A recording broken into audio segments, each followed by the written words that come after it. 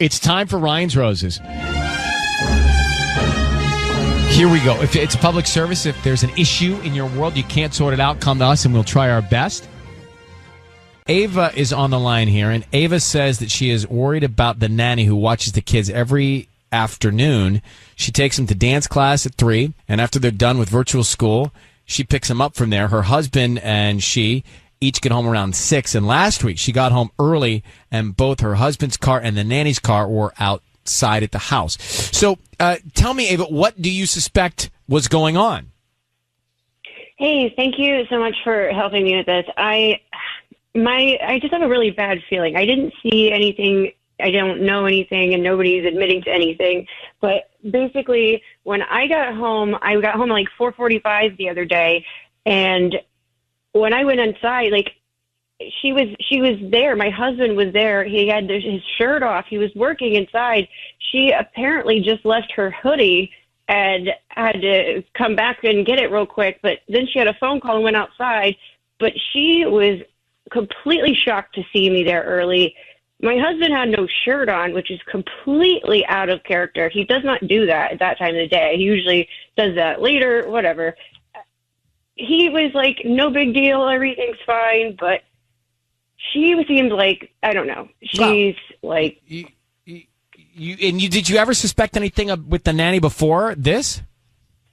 Like, she dresses very provocatively. Like, she wears really short shorts, and, I think it's kind of inappropriate, but, she does a good job nannying, so I've never really considered anything, and I've never had a feeling like this with my husband in our entire marriage.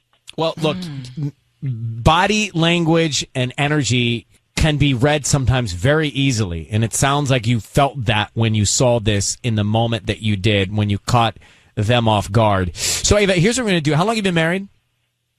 We've been married for 12 years. All right. We are going to come back and call your husband in just a second, see what we can find out, all right? Okay, thank you. Ava on the line, who says she got home early one day and she saw her husband with his shirt off and the nanny there. And the nanny was in the backyard. And they seemed to have been very comfortable and casual and been hanging out for quite a while. And that's not the norm. So she thinks something may be going on with her husband and the nanny. What's the nanny's name? Jesse. How old is your husband? He's 38. How old is Jesse? 22. All right. And how old are your kids? We have 2 daughters. One's 6 and the other's 8. Okay. So we're going to call him now and offer him some roses. Be very quiet until we can find out what's going on and we tell him he's on the air, okay? Okay. All right, here we go.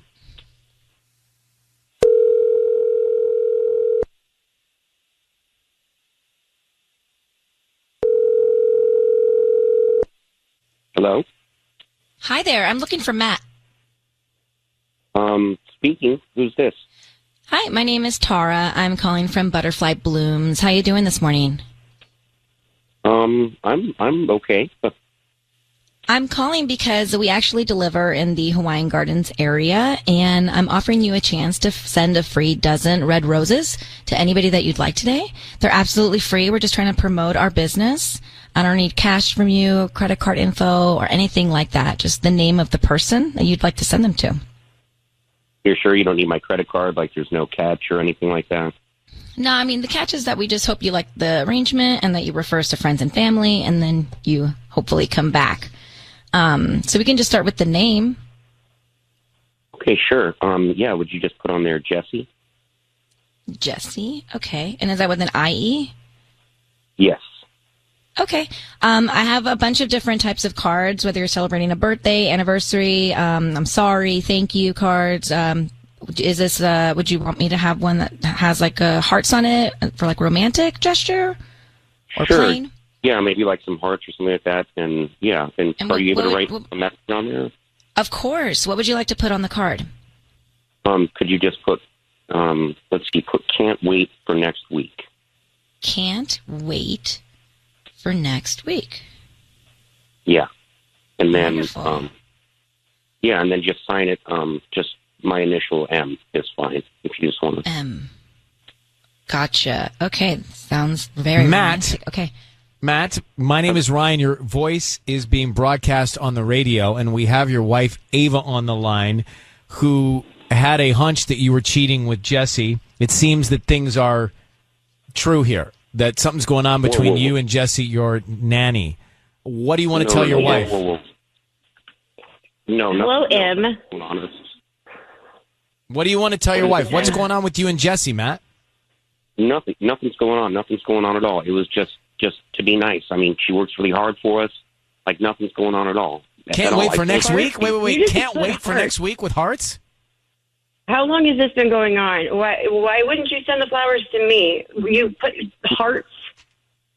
No. What's going on next week? Nice. I just meant like we can't wait to see How you long next has this been going on? Seriously, tell me right now. I don't know, like August maybe. So, Matt, you're cheating on your wife, Ava, with your nanny, Jesse. Look, honey, can we talk about this? Like, not, That's a yes. Not Unbelievable. That was a yes. This is unbelievable. Like, I'm so angry at you right now. Here's what's going to happen. I don't want to see you. You go to your parents' house, stay there for a while. I'm going to fire her. She's fired. I will call her and tell her this morning, you need to get out of the house before I get home. I don't want to see you. I know you're upset, but can we just, like, we can figure this out. You know, I don't. Since August, you couldn't talk to me about it between August and now? I'm sorry. No, I didn't know how. You need to be gone out of the house by the time I get home from work, because this is not going to work. All right, Matt, we're going to let you go. I think your wife has told you what she wants you to do. Ava, I'm so sorry to be at this moment, but at least you have some more information, and good luck to you, okay? Yeah, no, thank you for helping me figure it out, because he wasn't going to tell me. All right, we'll let you guys both go. I mean, that was pretty obvious, wasn't it? Yeah. From the second he was writing that note to Jesse with the hearts, and the second that he brought her name up instead of his wife, I mean, you knew that was all going the wrong way.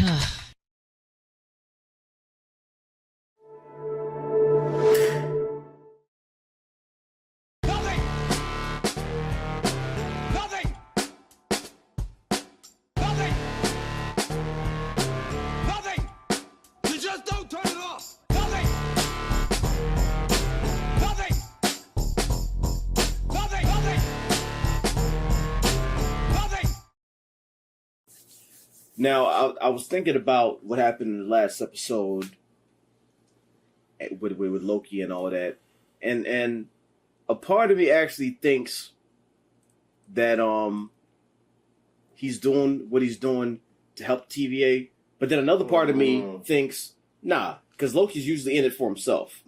So I'm wrestling with these two sides of my brain that's headbutting, and it's like, at the core, there's at least a little part of him that wants to, help. Because he wants to be, he wants to be the center of attention. If he helps, that'll give him what he wants. So it may be out of the kindness of his heart, but he wants to help for his own purpose.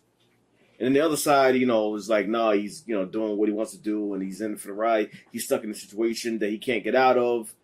He's powerless here, so he's going with the program so he can betray him. So we'll see what happens. Now, when it comes to this motherfucker, it could be Lady Loki, it could not be. There's a chance that it's not. That's like the obvious choice when you look at her, like, oh, that's Lady Loki. But Marvel and trickery go hand in hand, right? A lot, and they'll have you thinking one thing, and it's like, nah, motherfucker, you thought that was it, didn't you? No, it ain't. Check this out. It's like a bunch of diversions and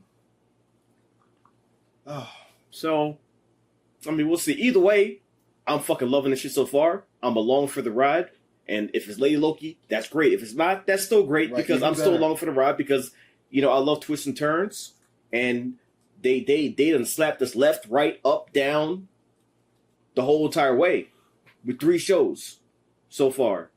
So what's happening? I'm fully invested.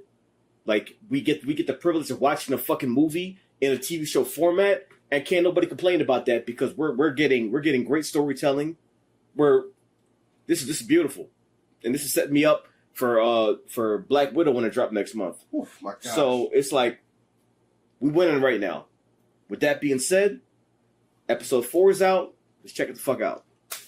Episode 3. I'm jumping the gun. Episode 3. You're fucked up. 3.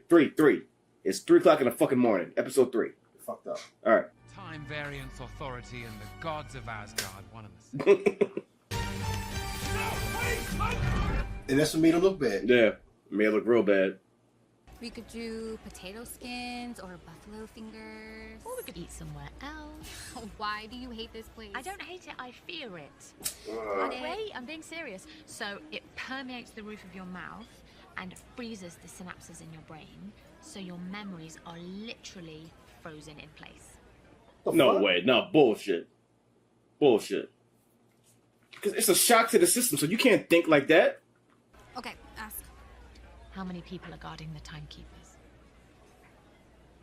Sorry, what? Oh, so that's how she got taken. That's back when she got taken. Okay. How long have we been best friends? Too long. Seriously. That's how she got the information from her. Oh, shit.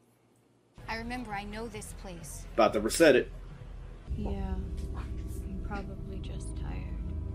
How do I find the elevators? They're gold.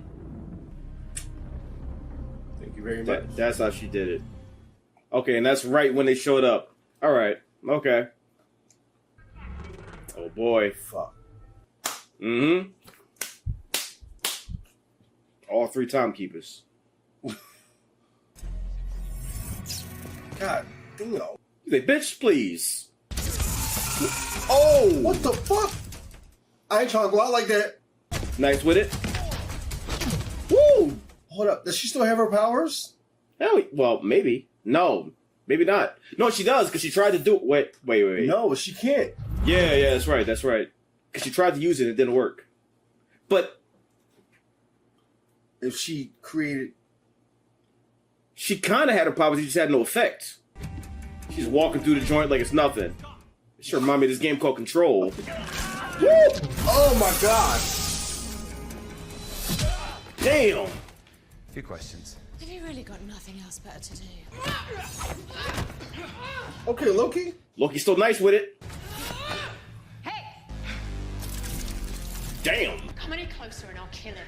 Go for it. Oh fuck.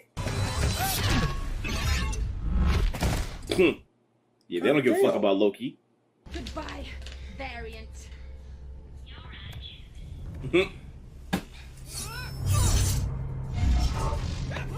Oh, he got his powers there. Nice. Don't ever call me that. Texabi. No, a Loki. Yeah, she's not Loki. Damn! What the fuck is that? You know what that is? Your powers. Where did you send us? Oh shit! Damn. That's how Philly gonna look? You think it's gonna look that pretty? It'd be a Shit. crater. This is Momentous One! I don't know what that means. You about to find out? Is there a team now? Oh God, no! God damn! If she's not a Loki, You're so weird. You doing that Tom Cruise run? Loki been watching Mission Impossible, that whole ass form and everything. What are you doing? What are you doing? You're trying to enchant me. Enchantress? Why? Because you're a magician. No, because my mind is too strong. Fine. They about to square up every 5 seconds. every 5 minutes. Yeah. Do you need me to get that thing recharged? That's the only reason you saved me out there. Using each other. Maybe. The plan you interrupted was years in the making. 2077. Oh my gosh. Why does the whole planet look like Thanos? They went right into a futuristic Saving Private Ryan. Everything is fucked. I'm sorry about not calling some faded photocopy of me Loki. Good, because that's not who I am anymore. I'm Sylvie now. Oh, you changed your name. But That's definitely not Loki. Like Midgard from Final Fantasy VII. Gravity quakes. And of course, the gravity quake, what the fuck is that? annihilation. But I don't want to know. I don't want to be on a planet with something called a gravity quake. Fuck that. Okay, hand it over.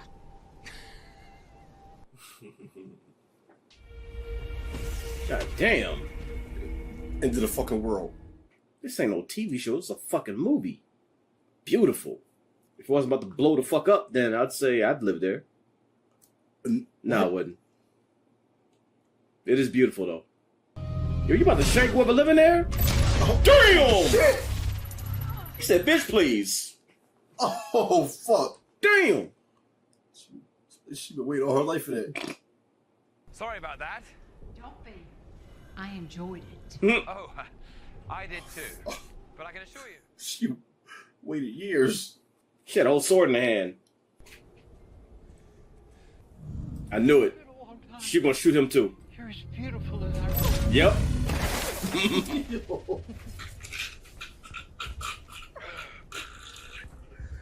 Why she blast struggle Rick Robs like that?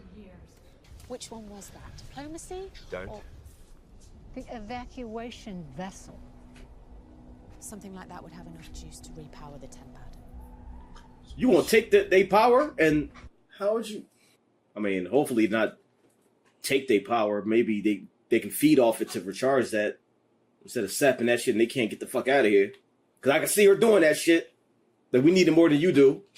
Of course, the rich board first. Yeah, of course. Shit. They sitting there suited up and all that. Like we Right. first got that stormtrooper voice. This some real life shit. If that ever happened, this is what's going down. Who said anything about fighting? All your plans involve fighting. Not this True. one.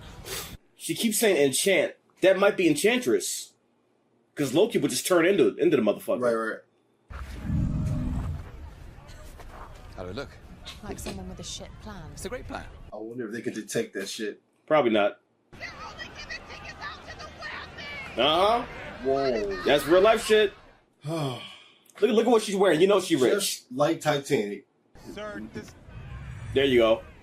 Both their plans worked. everything okay? Combination of their plans worked. Teamwork. Oh, okay. Teamwork. Needed that teamwork. Just like real life, yo. Yeah, look at the wealthy. Look at them. They not even worried. Oh, Because the they plan's have about to blow up. Oh, that's fine. Let me get some fucking wine. Look at it. They got furniture for the ceiling. There are doors on both sides. Oh, just sit down. I can't sleep in a place like this. You can't sleep on a train. No, I can't sleep around untrustworthy people. Oh, right. Not me. But you feel free to take a nap. Both of y'all are untrustworthy. That's what he always.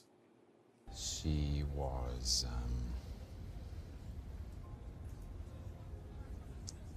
a queen of Asgard. No, I knew I was adopted. What? They told you? Yeah. Did they not tell you? No. You know, when I was young, she'd do these little bits of magic for me. Turn a flower into a frog or cast fireworks over the water.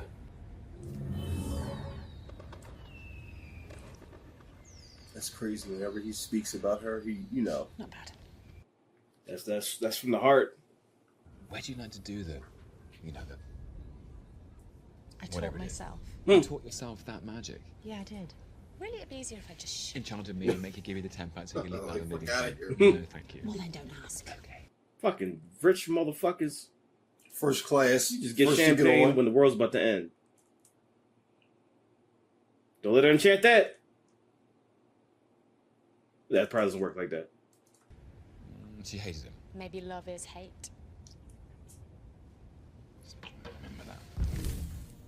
Oh shit, That's badass. that was, bro. Love is hate. Oh, piss off. I wish I could do that and make $1 appear in my hand every fucking time.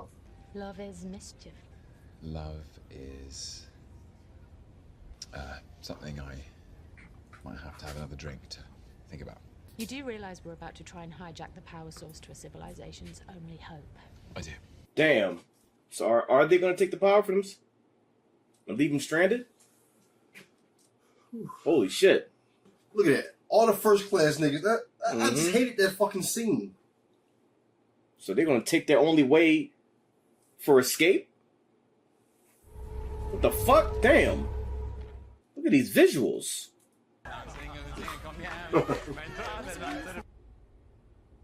I hate multi-talented people. I hate getting these fucking gifts.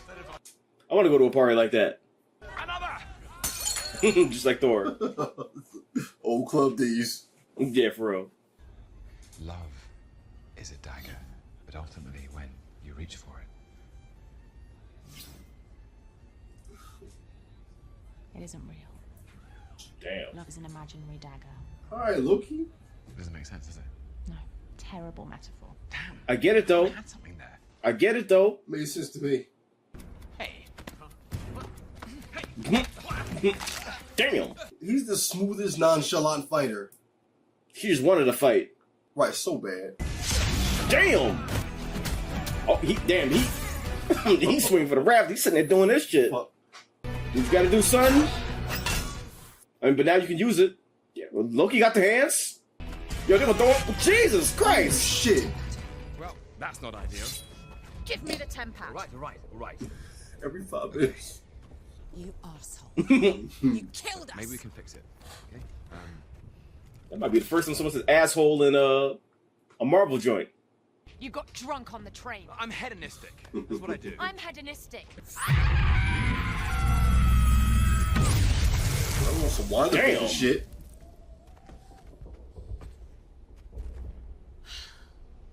It's a strong ass temper tantrum. Fuck. Piss her off. It's kind of like, all right. In my mind, that's what I think happens, but you just yell and then keep it moving. She doesn't seem like the baddest of people. Yeah.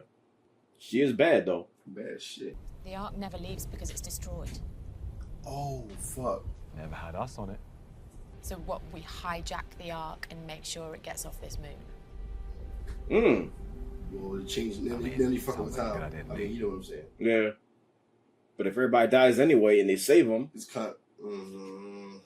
damn, so the Ark never leaves? Who destroys the Ark, though? Who destroys the Ark? Some Mass Effect shit. I just need to know if I can trust you. I do want to know more about her. like, a lot more. In order to preserve the connection, I have to create a fantasy from their memories. Oh, shit. Okay, that makes sense. That young soldier from the TVA had to pull a memory from hundreds of years prior. What? Before she even fought for them. Before she joined the TVA? Yeah, she was just a regular person on Earth. A regular person? Loved margaritas. They're all variants, just like us. What? They don't know that. Oh, shit. Huh. It's a beautiful looking city. Some Blade Runner shit now. Like, what would you do in that situation? You know the planet about to get fucking destroyed, and you stuck there. Like, what do you even do? It's kind of like you want to live your last moments, but Before you blow the fuck up. just gotta hope it's quick, right? Tom Cruise run, baby. Tom Cruise run. Oh, yep. Tom Cruise. Ooh, fuck. Impact too. Some Saving Private Ryan type shit. Yeah. Get the fuck off. What you doing? Oh, shit. Yeah, damn. You go with that one shot. Tom Cruise run, baby. Let's go. Let's go. Let's go, Ethan. Let's go, yeah. One shot. Camera hasn't cut yet. Tom Cruise run, baby. Tom Cruise run. That place is like a nightmare. Shit is just blowing up by your side.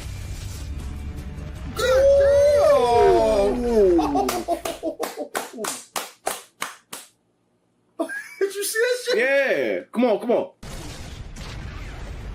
Damn. Fuck. That's how it got destroyed. Fuck. That was a crazy ass scene, man. That whole segment was fucking nuts. That's how you gonna end it? Oh, oh, oh, oh. Whoa.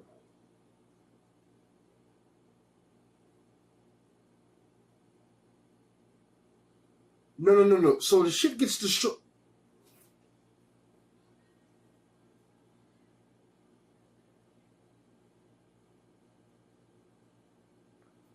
Listen, that whole ending sequence was fucking nuts.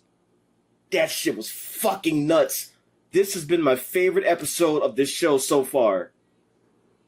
This episode was nuts. Fucking nuts. Insane. Did you hear what she said about the people at the TVA? Yeah. So they're all just... They're all variants. All variant... What the... Okay. They're all variants, and they don't even know. Don't even know it. Why was that hidden? So they weren't created.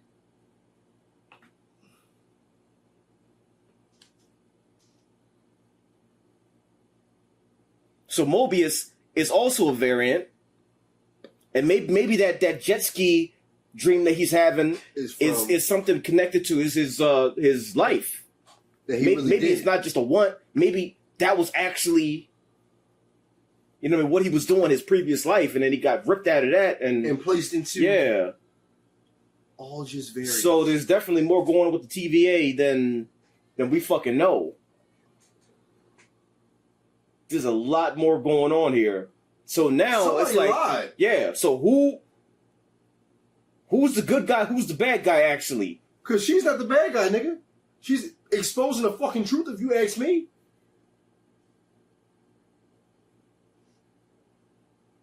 Now we get the questions. And this is one of my favorite parts of these shows, where you got the questions and you don't know what the fuck is going on, and you're sitting there just pondering and talking about it, and that's when the discussion starts. The fucking puzzle is there. The fuck is going on? They had me thinking she was the ultimate asshole from the previous episode. And come to find out, somebody is lying behind the scenes and creating. What is going on? If everybody at the TVA is a variant, then that means they were ripped away from their original lives. Also, the music in this show, god damn, fucking, even this shit right here is excellent. Oh my god. That last scene when they're running through the fucking straight Tom Cruise, straight Mission Impossible. Damn Tomorrow type shit. Yeah. That battle on the beach and well, not Day After Tomorrow, end of Tomorrow, aka Live Die Repeat. That shit, running, doing shit, dodging, moving, teamwork, all that shit. Like they're running, trying to do the shit with the one shot. Oh yeah, it's just like with the one shot. While motherfuckers fighting them, they dodging, they moving them, they blasting them, shit come down. Loki. I got it. He holds it up. Let's go. Let's keep going. That whole ending sequence, that's some movie shit right here, That's some movie shit. The whole mission for you blows up in front of you. That's some movie shit. And then you finally get there and it still gets destroyed. And you're like, fuck it. What do we do? You just wait for disaster and then the episode cuts? Jesus Christ. Jesus. I have so many questions, and I'm afraid that the answers aren't going to come until the later episodes. But when they answer this shit, and we find out about the TVA for real, there's so much that happened in this one episode. My fucking brain's inverted. So maybe this is why she doesn't fuck with the TVA, and why she's trying to She said that she's been running her whole life from him. So number one, at this point, I'm pretty sure she's not Lady Loki. Yeah, I'm done with that.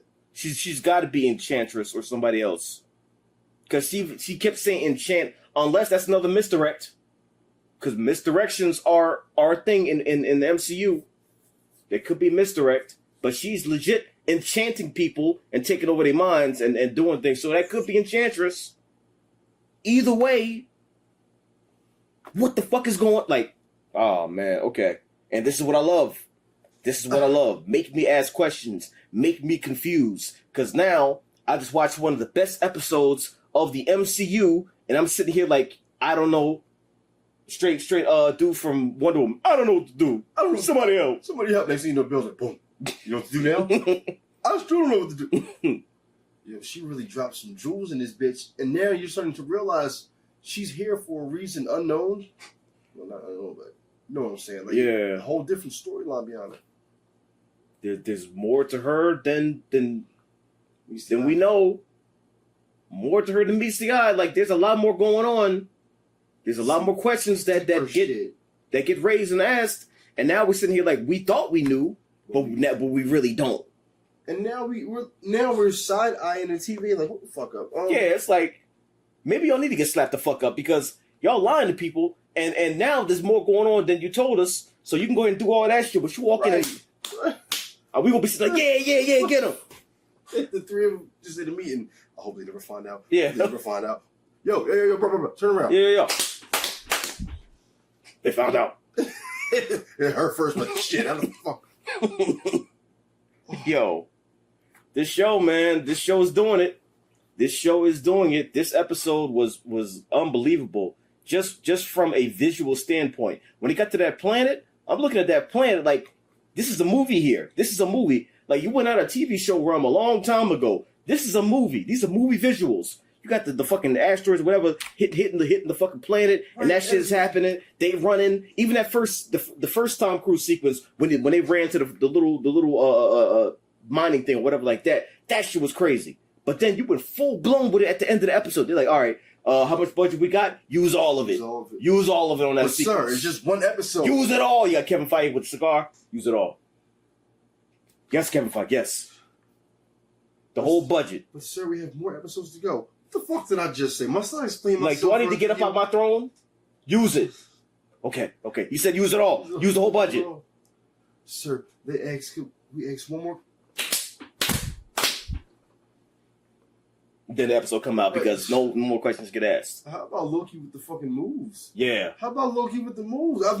We've seen Loki use magic, right? Yeah. Throughout the movies. This is the first time I've seen Loki on some combat shit where he's like swift and Listen, I just love the fact that we get to dive into Loki as a character, see what makes him tick, what makes him emotional. Like, you see every time he talks about his mother, he gets emotional. That's from the heart. That's not bullshit. He's not putting on an act. That's legit. Those are feelings. That's straight from the fucking heart. We get to see him as more than a one-dimensional character. He's not just a villain. He's a three-dimensional character. You see layers. You see layers. You see all of it. You see him fight. You see him chill. You see him have fun. You see him stressed out. You see all of that shit. And that's why he definitely deserves his own show. He definitely deserved his own show. And they've been killing this shit so far. They've been killing it. The questions I got now, I got a lot of questions, yo.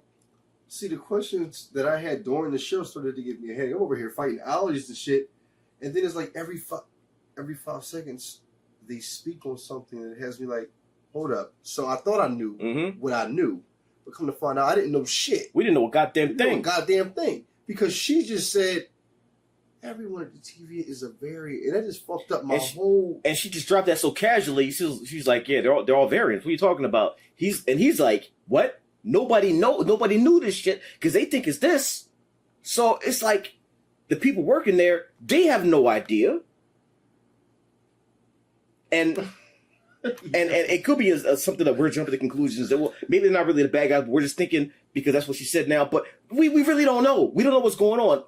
There's some information being hidden and not conveyed. So now we have no choice but theorize and jump to conclusions because we don't know what the fuck is going on. Is she really good? Is she really bad? We don't know. Are the three monk motherfuckers really good or are they bad? We don't know. You just took the words out of my mouth. You know how a show can actually turn your vision and make you think this person is really good.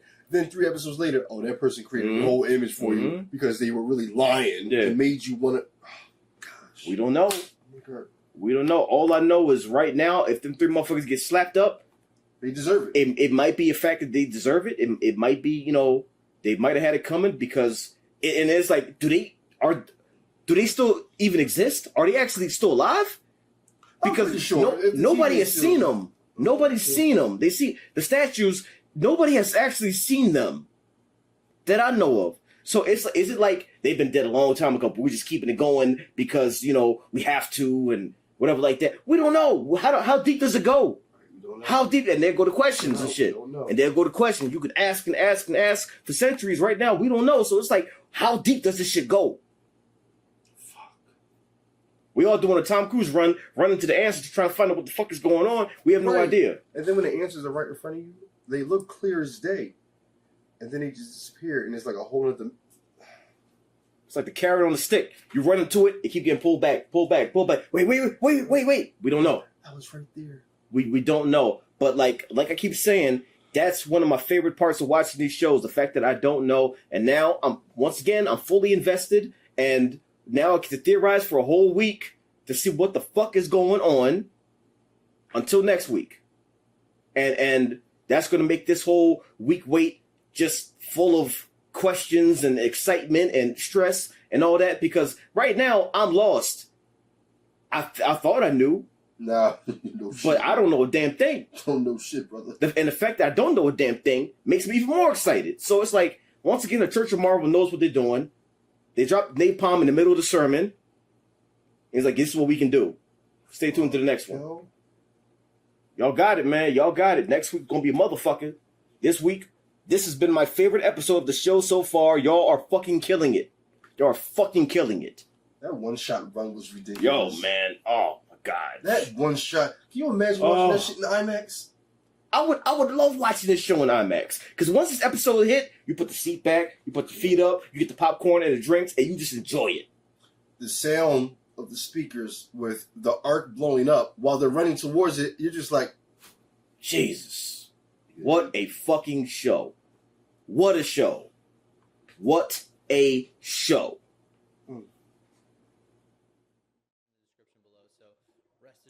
Whoa, whoa, whoa, whoa, whoa, whoa, whoa, whoa, whoa, whoa, whoa, whoa, whoa, whoa, whoa, whoa, whoa. Donnie Yen just posted us? Oh, shit!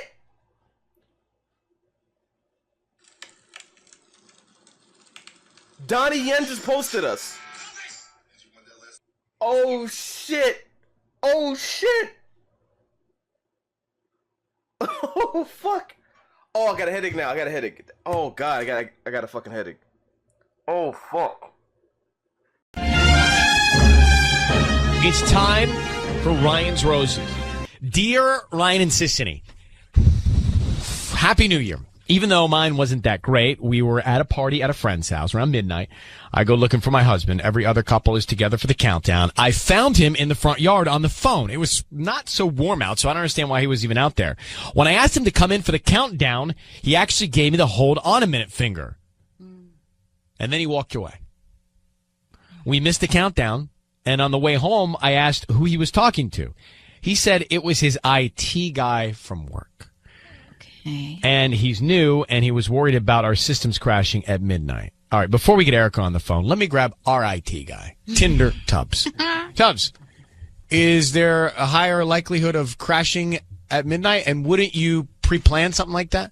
Like, you wouldn't be dealing with it with your party hat on? No, probably not. Probably not. Thank you for that, Tubbs. I'm glad we went to a real pro and expert on it. All right, let's meet Erica. Erica, how you doing in Highland Park? You okay? Yeah. Strange, all of this. By the way, if it were me, let's just say we got a work call and it happens at that moment. I would say, babe, I got to go deal with this right now. Can you believe this? Yeah, tell her ahead of time. I would drop an S-bomb. Mm-hmm. Right. Exactly. I mean, you'd see conviction that there was a problem. Night. Yeah, exactly. Right. You follow me? Like you'd really be able to read. You'd be bummed for me. Of course. That I had to go take that call. Not this program that we're feeling here in this tone. So I have a lot of doubts. Can I ask you a personal question? Yeah. Have there been signs or reasons or things going on in your relationship that would lead you to think that things aren't right, that something's going on outside of your relationship? I mean, not really, but I mean, at the same time, when you have two kids, you're a little distracted, you know? I mean, I don't know. It just, how long you been together? Mary? We've been together 7 years. And you got 2 kids. Yeah. And so, yeah, I mean, it's easy to get distracted, but it felt the same. I mean, we're both busy, you know. Did he give you the name of his IT person? No. What does he do for work? It's a app development company. So, I mean, he is really hands-on with his job. So that part, I mean, like, it's as good a lie as he could have come up with because that part isn't weird. Like, you know, if there's ever a problem, you know, he's right on top of it and making calls and whatnot. But, I mean, I feel like something like, you know, software crashing, that would have come up before, you know, 10 minutes before midnight, you know. Right. I mean, that's what I'm saying to Tinder Tubbs. Yeah. You would try and There's a plan B. Anticipate the problem so you can solve the problem. Sisney is going to call your husband. We're going to offer him some roses and find out who he sends them to, okay? Okay. We want to hear the name of that person and then the sentiment. I want to find out what he puts on the card. So if you just say, Ryan, you have my permission to call, and then whatever his name is on Kiss FM. Yeah, you have my permission to call on Kiss FM. Okay, thank you. And here we go. Good luck. Thank you.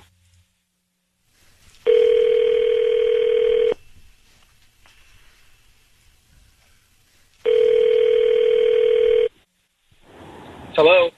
Hi, is this Danny? Yeah, this is Danny. Hi, Danny. My name is Nadia. I'm calling from Beautiful Blooms. We're a new flower shop here in the area. How you doing this morning?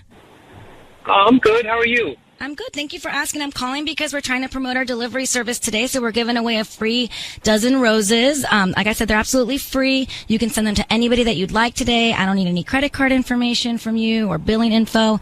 They're absolutely free. Just the name of the person you want to send them to. And we can even put a quick note on there. Wow, I'm really free. Nothing I need to do, or just you're going to send them, no strings attached? Yeah, no, we're brand new here in Highland Park, and so we're just trying to promote our delivery service.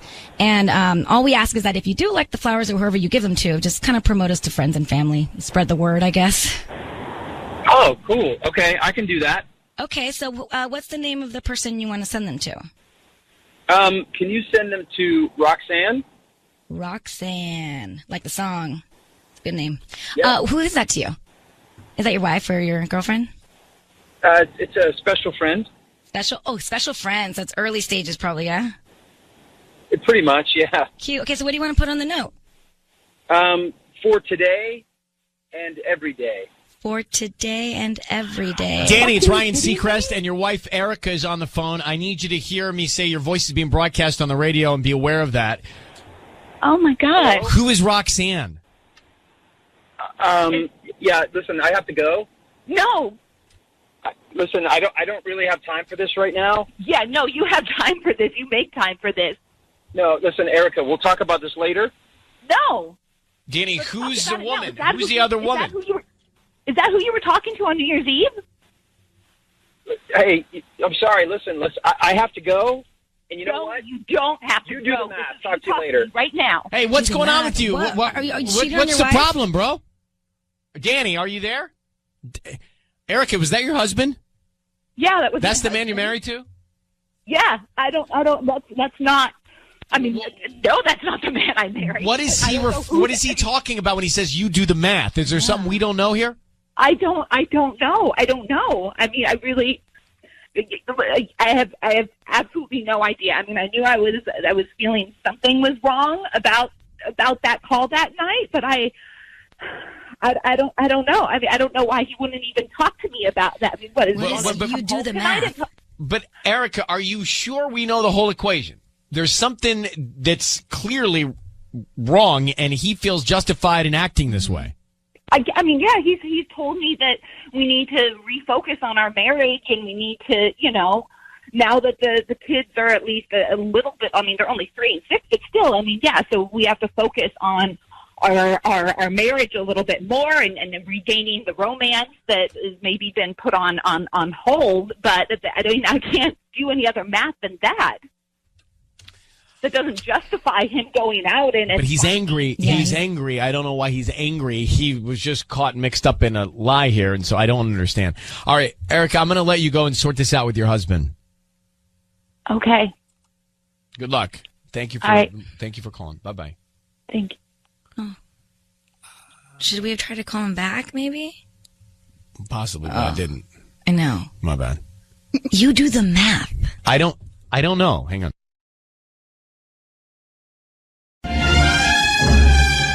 It's time for Ryan's Roses. It's time for Ryan's Roses. Dear Ryan and Sissany, I'm pregnant. My boyfriend and I have been together for a little over a year. We've talked about moving in together, but every time I try to get him to see a place or talk about it, he ignores me. I don't know what he's afraid of, but I need to know if it's because there's another woman. He has an ex, and they have a 5-year-old together. I'm worried he went back to her. This is complicated. So, Serena, how are you, Serena? Thanks for coming on. How are you? How's your pregnancy going? I'm fine. Why do you think he may be cheating with his ex? What's making you draw that conclusion? Well, it's just because I'm doing all the work and he doesn't want to do anything. Every time we look at a place, he doesn't want to check it out. I say, okay, this is going to be available, but it's going to be, it's not going to stay on the market soon. So, for long. So I always want him to come and look and make the calls. And plus, he didn't even go to do the registry with me. He didn't go to Babies R Us. He didn't do anything, you know, like he hasn't done anything. And he promised me that we would find this place. But every time I ask him, he's like, no, I'm busy, or no, I have to work, or, you know, so I'm not for sure. I just feel like something is holding him back. Like he's not. So do you think that, I mean, does that mean he's cheating, or maybe he doesn't want to move in? I don't know. Something is giving him cold feet, but here's the thing. All right, so I'll admit it. Like, I know that he has another, you know, he has a baby mama, and she has a son too, you know, and I don't know if he got back with her, because I'm thinking that he might have, since everything was good with us for 7 months, and then all of a sudden he's acting kind of like shady. So I'm not for sure if he got back with her or what, and I want to check that part out. Well, that's why we're here. We're aligned. Let me put you on hold, and let's see if we can find out. Next, Serena, this is a web of potential complication here. Serena, she's pregnant, boyfriend, been together for a little over a year. They've talked about moving in together, but every time she really brings it up or tries to look at a place together, he shuts it down. Now, he's got a 5-year-old with his ex, and she thinks that maybe one of the reasons why he doesn't want to get a place with her as she's pregnant with his baby is because he might be rekindling with his ex who's already got the 5-year-old. Ugh. So no matter what happens on this phone call, it's complicated. Someone's getting hurt. Yeah. Well, Serena. Yeah. Do you have contact with his ex-girlfriend? Have you guys met? Are you guys friendly? Not really, but she knows that I'm, you know, pregnant, and she has a son. So. And has she been supportive of your pregnancy? No, because he kind of, you know, I didn't know he was still in a relationship where he told me they had problems, and then he got with me. But I think, so I'm not for sure, but I think what happened is he was cheating on her with me. But I didn't know that, and now I'm 7 months pregnant. Okay. And so now I try to tell her I didn't know anything about her. I'm pregnant. What about my son? And I need something for my son. So what am I supposed to do, you know? So she doesn't like me, but I don't have a problem with her. I didn't know. Okay. I didn't know anything about her. Okay. What's her name? Karina. What is it? Karina. Her name is Karina. Can you believe it? I cannot. But I've got that. I just wanted to know in case I want to know who he's going to send these roses to. So, Serena, I need you to say, Ryan, you've my permission to call, and then whatever his name is on Kiss FM.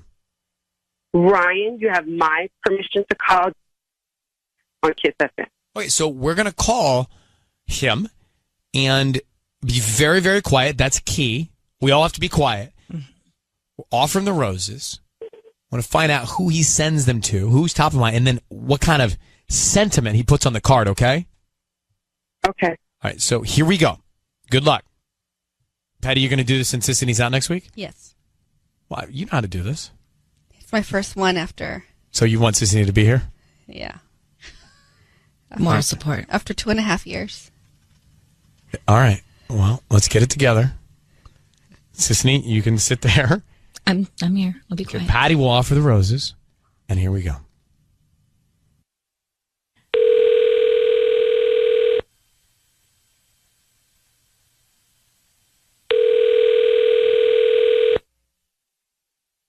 Hello? Hi, is this Devin? Yeah, this is he. Who am I speaking to? Hi, my name is Gracie. How are you? I'm good, Gracie. How are you? I'm doing great. Thank you for answering my call. I'm actually calling you from Floral Love here in Norwalk. We're in the corner of Pioneer and Rosecrans. And we have this promotion right now where you can get a free dozen roses at no charge to you. All you need is the name of the person you want to send them to and a note. And we make sure they get delivered today by noon. I don't need your credit card information. I don't need any billing address. Just the name of the person, a note, and the address to where you want us to send it. Oh, wow. That's cool. It is, right? Yeah, awesome. So, no information from me? Like, nothing? No, we want to make it really simple for you. So you could just give we can start just with the name of who's going to receive the roses, and then we move on to the note, and then we go, I make sure that I have those roses available. Okay, so I'd like to send those roses to Kendra. Kendra? Kendra, yeah. And what do you want to put on the note?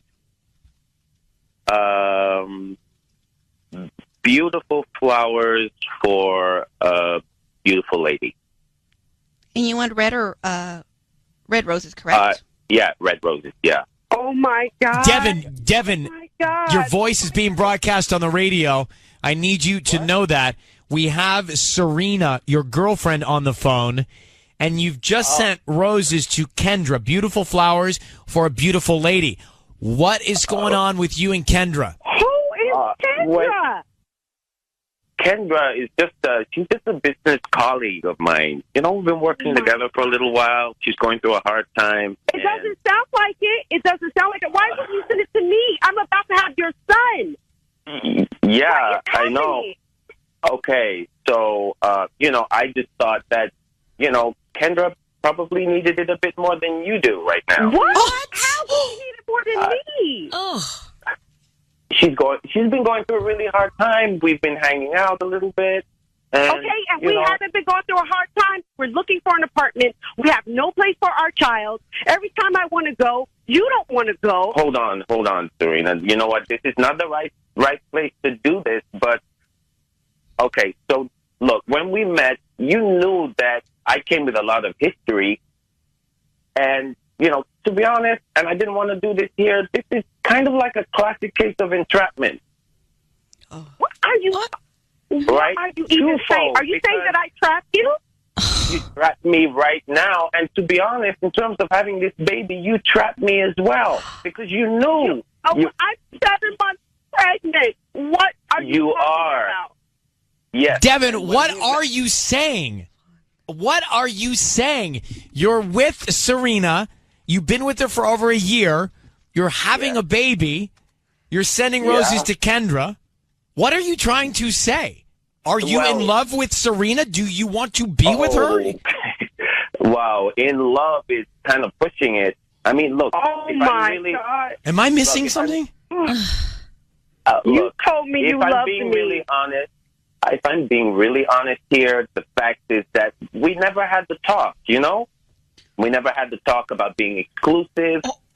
We've only been together for over a year. It's not been that long. Over a year and you're pregnant. Yeah, so now it's time to step up to responsibilities. But all right. I can assure you that was not planned. It was not planned. I don't know what to do. What's your plan now, Devon? Doesn't love me. Well, all right. Well, I mean, first of all, are these roses real? So they're not, right? So you're not getting flowers, bro. No, you're not getting flowers. What is wrong with you? You understand that your girlfriend believes that you're in a committed relationship with her and that you're going to move in together, and you are disregarding the fact that A, she believes that, and B, you guys are having a baby together. Like, what is going on in your head? Okay.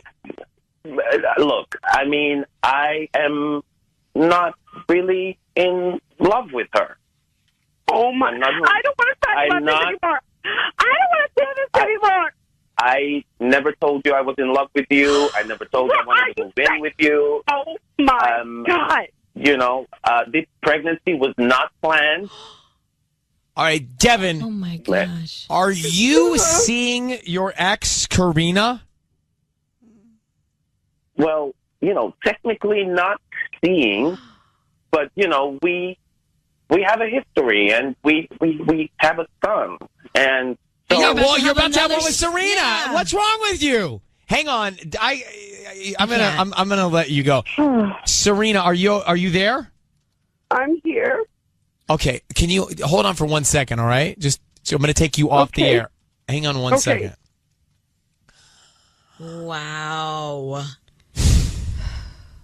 What a terrible, terrible human being. Well, I don't even. What do we do, Patty? Well, I think Serena knew all along.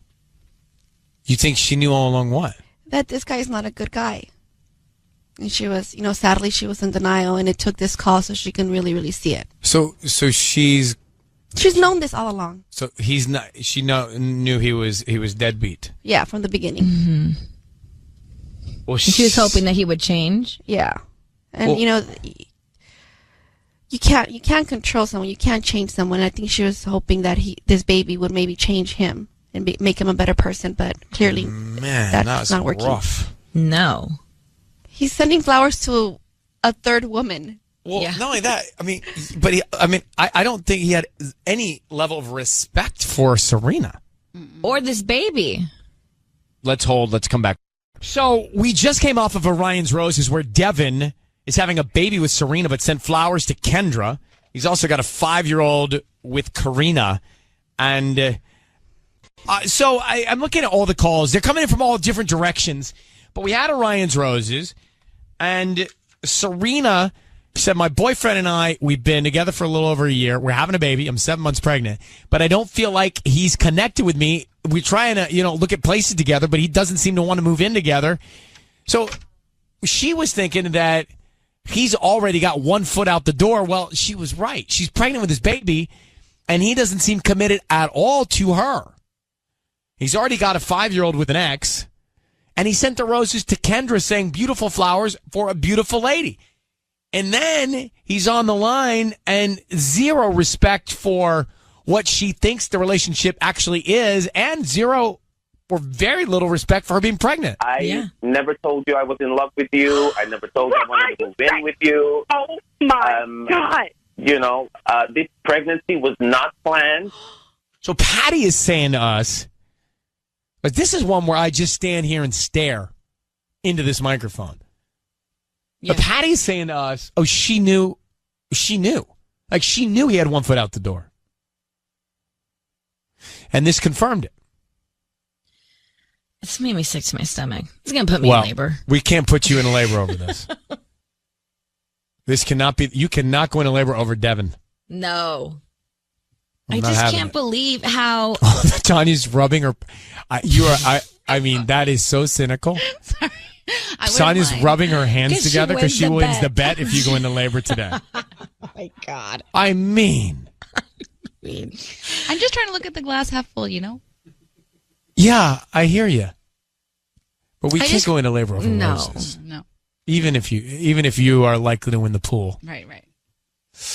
All right, so let me grab Lexi. It's 800-520-1027. That's Kiss FM. Ugh, gross feeling after that. Gross feeling.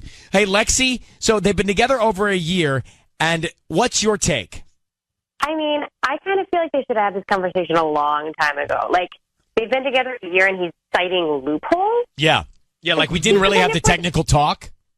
Yeah, and she's been pregnant for 7 months, and, they've never talked about it. I just think they should have had that conversation a long time ago. Agreed, but he's just discounting all of it, and she, clearly she's obviously. I don't like how he's blaming her for trapping him. You know, it's like I didn't even know what he was talking about.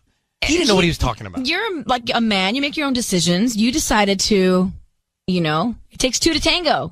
All right, thanks, Lexi. Totally. Thanks. Good morning, Kristen. How are you? Hi guys, I'm good. How are you? We are good. So, what's your view of Devin? Oh, not a good guy. Not a good guy at all. My heart goes out to Serena. I think she just needs to concentrate on being a good mom. She needs to move on from Devin and just concentrate on being a good mom. I'm a single mother, and I'm telling you, once she has that baby and she holds it in her arms, it's going to change everything. And she's going to wonder what she ever did with Devin. So move on, Serena. In this moment, she's 7 months pregnant. It's a hard thing to do. She's gonna do it without. But I guess that negativity, that disrespect, you don't want that around. No. Whew. Thank you for calling. Yeah. Oh, thanks, guys. Okay. Bye. Bye-bye. All right. We're going to take a 60-second break. We'll come right back here. So, what do you say to that? He's terrible. What do you say to that?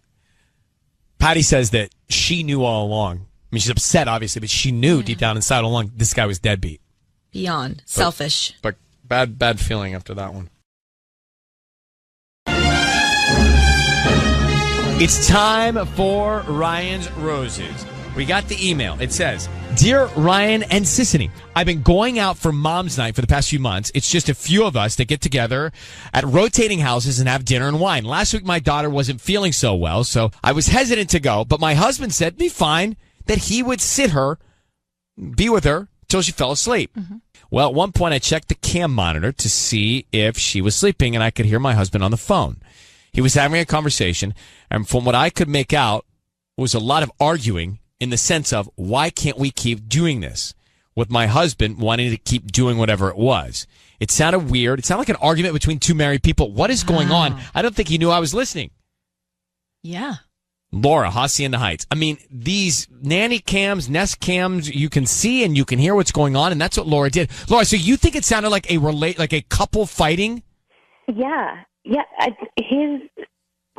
phrasing was it's all going to work out. I promise, just trust me. I don't want to stop this. It's going to be okay.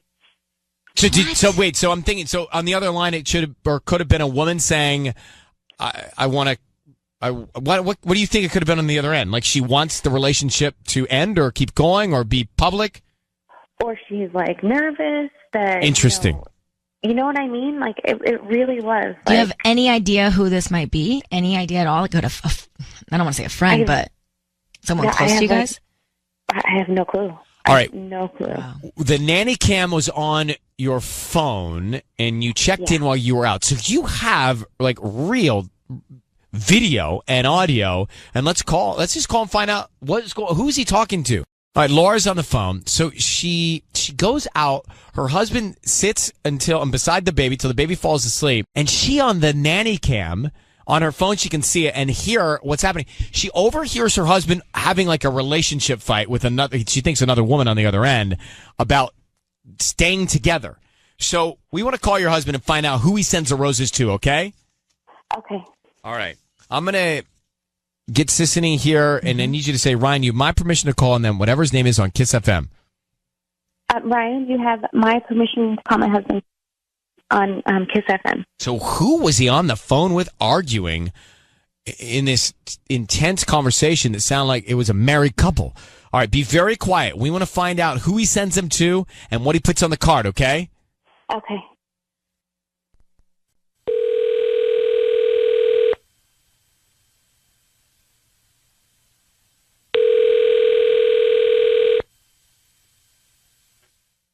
Hello. Hi, I'm looking for Tommy. Yes, this is him. Hi, Tommy. My name's Wendy. I'm calling from Pretty Petals. We're a brand new flower shop here in LA. How are you doing? I'm doing okay. So we're promoting our delivery service. We basically deliver all over SoCal, and we're giving away a free dozen red roses. So you've been selected today to send those flowers to anybody that you'd like. Maybe someone special in your life. We just need the name of the person, and we can put a quick note. I'm sorry. What? Who are you with again? Pretty Petals. A flower company? Yeah, we're a flower company. And we specialize in delivering all over LA and Orange County as well. So where are you at right now? I just get a handle on what you're trying to offer here. You're saying you're going to give me a free delivery? Yeah, so I'm saying that you're in Hacienda Heights. So we could definitely deliver some flowers in Hacienda Heights, and whoever you want to send them to will get them by lunchtime today. And they're absolutely free. I don't need credit card info, any billing info, anything like that. What about a mailing list? Are you going to put me on some sort of No. We just hope that you refer us to friends and family. Okay. I mean, that's unusual. They're absolutely free. No billing info, any credit card info. Nothing. Nothing. I don't have to give you any information other than just where to send them. Just where to send them. Oh. Yeah. Well, all right. Yeah. Okay. Okay. So what's the name of the person you want to send them to? Laura. And what would you like to put on the card? Let me think. How about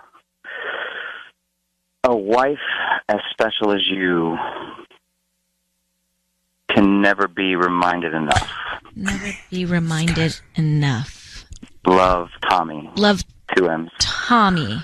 and a Y. Oh. Yeah, that's nice, huh? It's beautiful. Okay. Yeah. Hang on one second, please. Laura, are you there? I just threw my Sharpie across the room. All right, sorry, because everyone's panicked. He actually just said, I love him for that. Do you want to let it go and you deal with this, or do you want me to tell him he's on the air? Because he just sent the roses to you with that note. I would like you to say something because we've been married for 4 years and I don't even know how to approach this. Okay, I was hoping you weren't going to say Sorry. that. Tommy? Yeah? Hi, my name is Ryan Seacrest. Your voice is being broadcast on the radio. I need you to know that. Tommy, thank you for sending the roses to your wife. She's on the phone. And Tommy, she overheard you arguing with someone when you were with your baby while she was out over the baby cam, nesting cam audio. And she's concerned. She thinks you may have a relationship with another woman. Who were you on the phone with and what were you arguing about?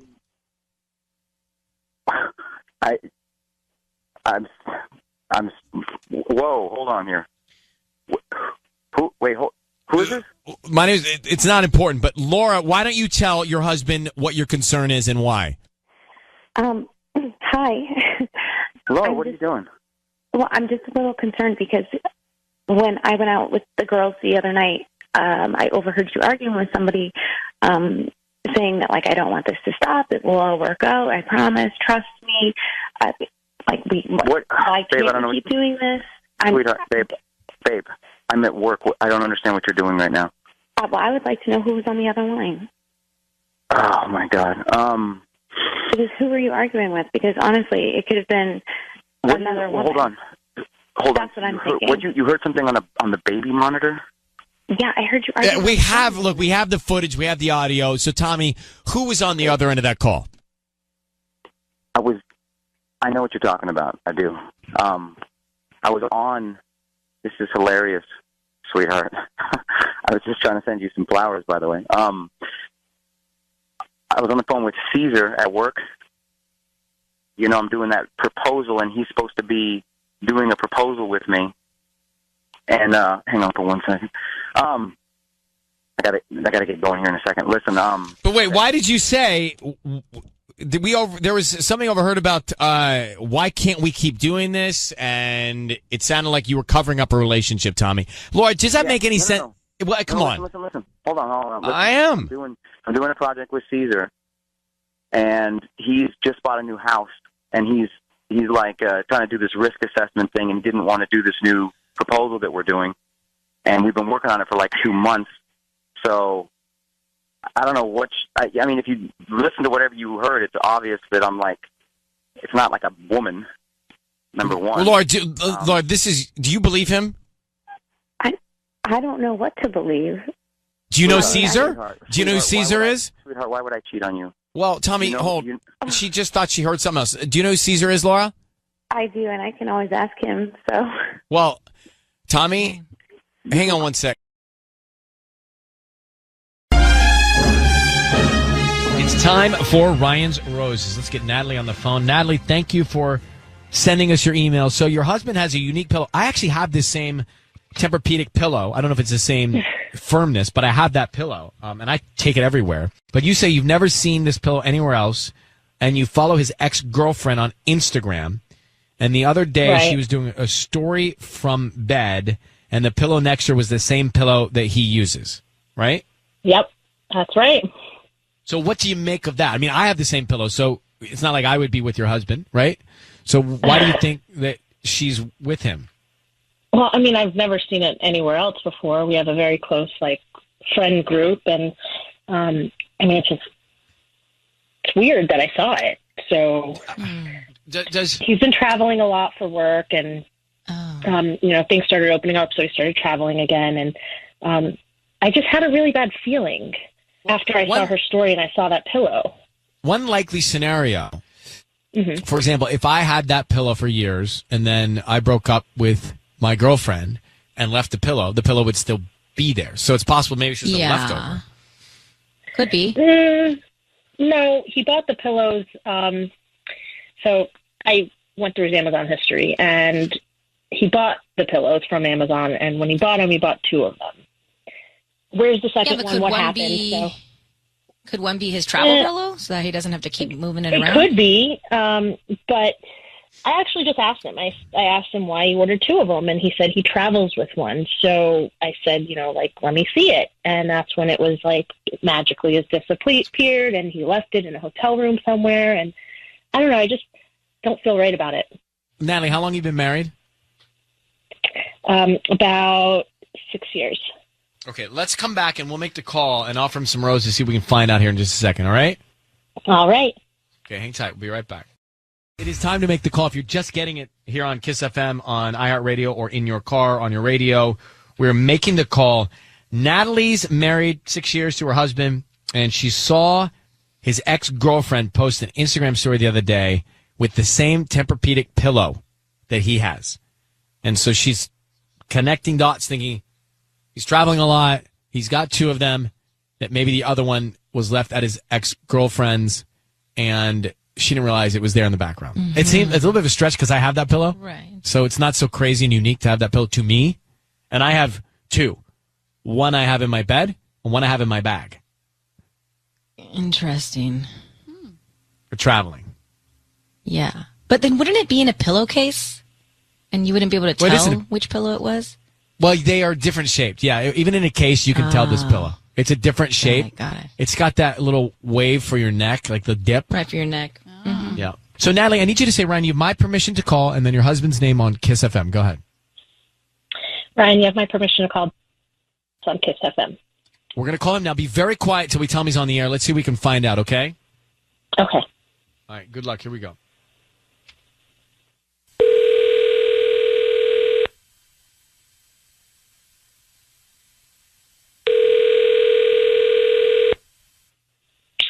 Hello? Hi, is this Davis? Yeah, hi. Who's this? Hi, Davis. My name is Luann. I'm calling from Lulu's Blooms. We're actually a floral design shop here in Chatsworth. How you doing this morning? I'm good. How can I help you? Well, we're trying to promote our delivery business, so we're offering local residents a promotion today of free roses. That means that you can send them to anybody that you'd like. They're absolutely free. We just hope that you refer us to friends and family or leave us a Yelp review. You can choose from pink, red, white roses, and they can receive them by lunchtime today. Really? There's no catch? They're, legitimately free? I don't need any credit card info, cash, anything like that. They're absolutely free. If you have the name of the person you want to send them to, we can start there. Yeah. Yeah. That's awesome. Well, congratulations on starting a new business. That's a big deal these days. Thank you. Yeah. I actually do have someone that I'd like to send some to. You could put on the card, her name is Brienne. Okay. And do you need do you want something like a saying or something? Well, yeah, who's Brienne to you? Because we have a bunch of different types of cards that say I love you and ones with hearts. Oh, no, she's just a friend. She's got a job interview. And so I just wanted to wish her good luck. So if you can, just write on the card, good luck on your interview. Love, Davis. Okay. And then send that. Yeah, just a regular card is fine. Davis, your voice is being broadcast on the radio. I need you to know that we have your wife, Natalie, on the phone. Natalie, what's Davis's ex-girlfriend's name? Brienne. Davis. Wait, what? What's going on? Let me explain. Your wife has asked us to call you because she thinks that maybe you're spending time with your ex-girlfriend. Now you've just sent roses to your ex-girlfriend. You weren't. That's not what you told Sissany, who's the other voice you're hearing. And you said good luck on your interview. Love, Davis. So, are you spending time with your ex-girlfriend, Davis? No, we are still friends. We text and talk. I'm not spending time with her. I was just trying to be a good, supportive friend. There's nothing going on. I just, Davis, what's really going on, though? Why are you sending your ex-girlfriend roses? What are you doing? No, listen, I'm telling you, it's nothing. I don't know what you think is happening. I honestly was just trying to be supportive. We talk. I tell you all the time that I still Yeah, but talk. you also know that I'm just not comfortable with you being so close to her, and now you're sending her flowers. That's a problem to me. Look, I don't know what's going on here. I can't believe you have me on the radio. I'm telling you, I was just being a supportive Was your friend. travel pillow in her bed? What? What are you talking about? The distinctive Tempur-Pedic pillow you have. I saw it in Brienne's bed from her Instagram story. Okay, well, that's not mine. I don't know what you're talking about. Like, maybe at one point I mentioned it to her and she got herself one, but that's not mine. I told you. I bought two so I could travel with one, and then I left the other in a hotel somewhere. I told you this. I don't know what you think is going on, but I'm telling you, nothing is going on. Just a little too close for comfort. It's something's not right. It is very coincidental. It is very coincidental. And also, Davis, if you know that your wife is uncomfortable with you staying in touch with your ex, and then you send her red roses with love on the card, aren't you feeling inside like you're pushing the limit a little bit? I honestly, we have talked about her comfortability with my ex, but it's never gotten to a point where she said I can't reach out and stay friends with my ex. So you're sending her flowers, roses. You have an opportunity to send your wife roses, and you send her roses. She has a really big job interview, and I was just trying to be nice. Who cares? How about your wife? Yeah. All right, well, listen, Davis and Natalie, we'll let you go with this. I mean, Natalie, it's a lot of coincidence, and I agree that he shouldn't be sending her roses. It's a bit tone deaf, Davis. It's a bit tone deaf, all right? Good luck to both of you. Thank you, Natalie, for reaching out. I hope you get to the bottom of it. You know, it is interesting how the Instagram story can have something in the background that strikes you. And that's what happened with Natalie, her husband of 6 years. I guess she's following. I didn't even think about this. So she's following his ex? Yeah, that's a whole other thing, right? No, she's probably creeping on her Finsta. Right, but then she's still checking. So Natalie, his wife, is checking out his ex-girlfriend through Finsta or however. It doesn't matter, but he's like, that's already kind of playing with fire. That's just unhealthy. It's unhealthy. Like, you have to stop that. That's not great. But she was worried about him staying in touch with her, which is why she's probably checking out her story all the time. Anyway. Correct. In his ex-girlfriend's story, there was this Tempur-Pedic pillow that is very easy to spot. I have it. I mean, it looks a little goofy when I'm carrying it around myself, but I do. And she thought, well, wait, he has two of those. One has gone missing. One's at his ex-girlfriend. Maybe something's going on. Could be. But more importantly, he knows that she's uncomfortable with him staying in touch with his ex. And he went ahead and didn't think of his wife and just sent the roses to his ex in support of a job interview. Now, the fact that he knows the date of the job interview is a little close, isn't it? It's too close. And even if she wasn't an ex, being married and sending flowers to another woman for good luck on your job interview seems sketch. Like, I would be uncomfortable if Michael did that. I understand. Like, if Taylor's Michael sent this. Tanya some flowers, it said, Tanya, good luck on your interview. Love, Michael. And you didn't know. That's weird. And I would know. It's so weird. I would be upset. So weird. That's strange. Taylor, now, what do you think? You heard that. Do you think he's cheating or just making bad judgment calls? I hate to say this, but I 100% think he's cheating with Brienne. Like, yeah, he bought two of those pillows, one for himself and one for Brienne. And I bet if she checks, he's probably buying two of everything, deodorant, razors, and there's probably clothes missing from their house because it's at Brienne's. Ew. Yeah. I hate it, but something's wrong. Something's wrong for sure, Taylor. Yes. I agree with you. Thank you for calling. You make the point about the razors. I have to tell you, I have two, one in my shower, one at my counter. So I went and got some of the ones that were probably duplicated that are pink. And now me too. And now in my shower, I have one that's double lubricated pink with the nice bumper around it. And I've got my, maybe called that. And I've got my Gillette sensor. Now, if you were to walk into my shower and see that, and I were in a relationship, that would possibly be a red flag. Yeah. First question would be like, whose razor is that? But it's mine. Then I'd be like, that makes a lot of sense now. Right. Let's have dinner. Well, why? Why? Because it's mine? Yeah, because you kind of like girly things. It's not like girly things. I just like maintaining myself. Yeah. I'd be a little sus. If we were newly dating, I'd be like, Well, I'm saying it now, okay? And frankly, all men should have this. It feels so good. It does. I'd that like double cream lubricant while you're shaving. Oh my gosh. That bumper around it. Yeah, you And barely it's even so need lightweight. soap. It's just like doop doop. No, you don't need soap or shaving cream. And the weight, it's so lightweight. Mm-hmm. Yeah, I know. That causes germs, right?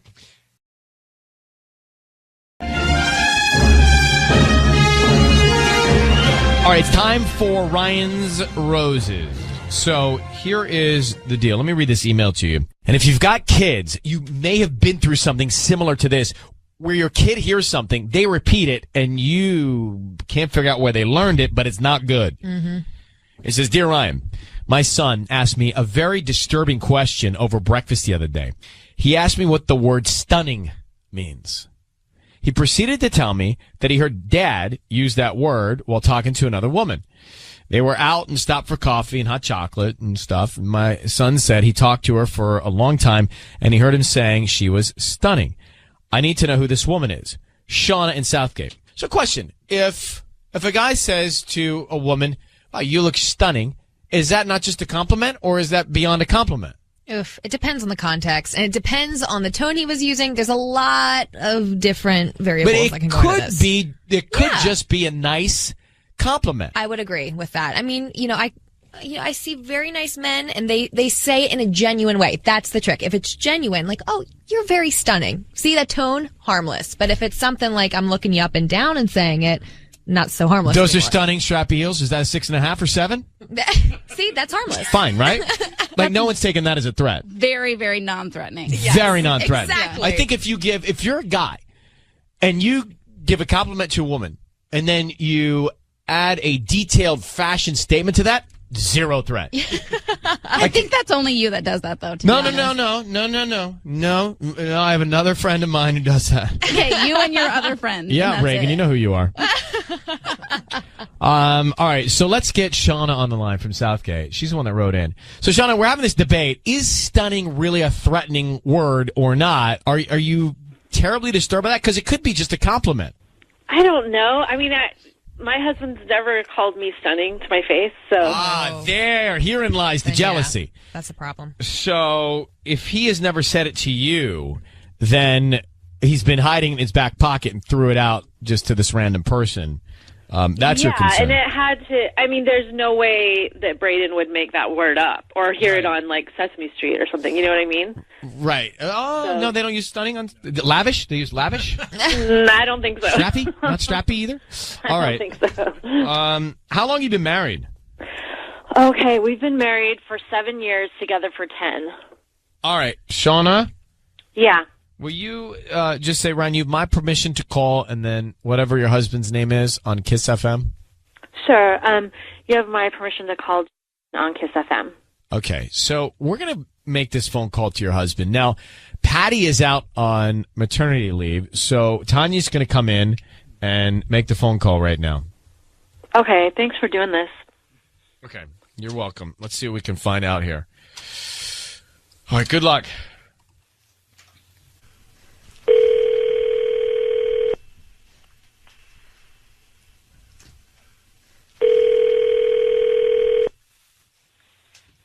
Hello. Hi, is this Jason? Yeah. Hi, Jason. My name's Tiffany. I'm calling from Susie's Flowers. We're just down the street on Atlantic Avenue. Thanks for taking my call. Yeah. I just wanted to offer you a free dozen roses. We're doing this promo to get ready for Valentine's Day, and we just want you to share if you have a good experience, but I want to offer you a free dozen roses. I don't need any information from you. I just need a name of the person you want to send them to, a little note, and then the address that you want me to send them to. And it's free? Completely free. I swear there's nothing like No, weird. it's $60 to deliver it, but the flowers are free or something? No delivery Okay. fee. I promise. You don't even have to give me any credit card information. Nothing. All right. Sure. Yeah. What do I need to do? Okay, so give me and you wanted 12 red roses? Sure. Awesome. Yeah, So can I get the name? Yeah. Shauna, my wife. Shauna, how do you spell that? It's SHAWNA. Awesome. And what do you want to put on the note? Just put we're doing all right. Love Jason.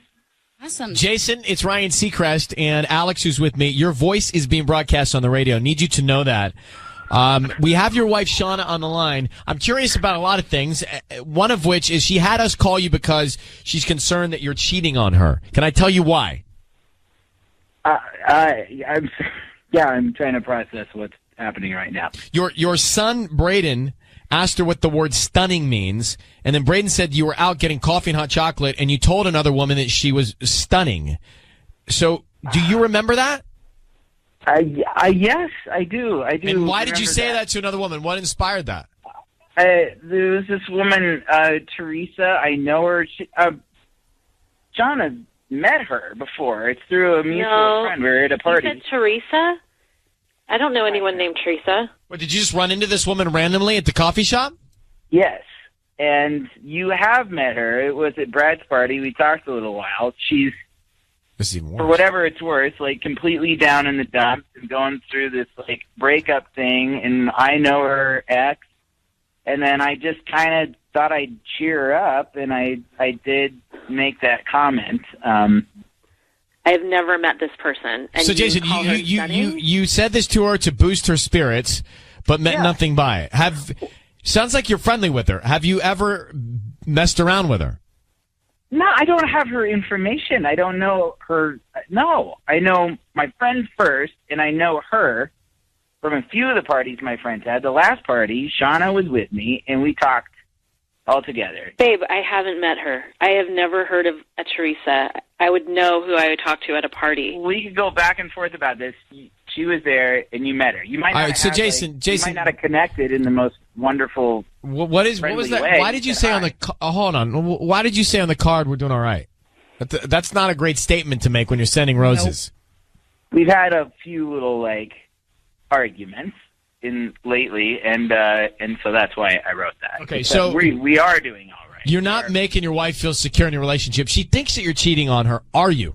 Clearly, no. Are you? No, absolutely not. No. Okay, then I'm not comfortable with what's happening with you and this Teresa. If you were unattached, is she someone you would find attractive and be interested in? No, in fact, like this is why if Shauna can remember who she is, I don't want to say anything mean, but she's like clearly not a threat in any way. Well, why don't you guys, hey Shauna, why don't you meet Teresa? Maybe you can tell when you meet Teresa if there's anything there. That's fine by me. Again, by the way, right? And to be productive while we're here, Shauna, you have to figure out if you believe your husband or not. But what is missing? Why, Shauna, you're clearly not getting something in your relationship. So what is it that you're not getting? I don't know. Like, I didn't really realize it, but I heard that word stunning coming out of Braden's mouth, and I was like, it would feel nice to hear something like that once in a while, you know, like from the man I love and choose to share my life with and build a family with. So there's the problem, Jason. Here's what you're not giving your wife that you were easily giving someone that you don't know that well, that knows your friend who's whatever they're at. Yeah. All right, I'm going to let you guys go and figure this out. But my advice, Shauna, would be meet Teresa. And my advice, Jason, would be to step up the compliments with your wife and give some more security to her in their relationship. Good luck, guys. Ugh. So she's a kind of a borderline stranger, and he says you look stunning to cheer her up. But yet, to be nice or cheer his wife up, he says, we're doing all right. Yeah. You know, he's just not good at being him or what he should be. I feel bad for almost both parties in the situation. Honestly, like maybe listen, I'm going to give him the benefit of the doubt for this argument. I feel bad for Shauna because she's clearly, like you said, not being emotionally fed in this relationship. She's seeing that her husband's giving other women compliments, but she's not really getting that. And that does wear on you. I've been there before. It's not the best feeling in the world. Yeah, but it's not good. I feel bad for him in a sense because it looks like he's trying. There's clearly some, trying. I don't know. I don't think he's trying. But I will say this. If you are listening and you heard that call and you're in a situation that is definitely dire and worse than that, and you've got more information leading to why your spouse may be cheating on you, that's the call we need to make. Yeah. That's what Ryan's Roses is. Tired of Disney cupcakes? Had enough Wookiee cookies? We've got just the thing right now on DFB Guide.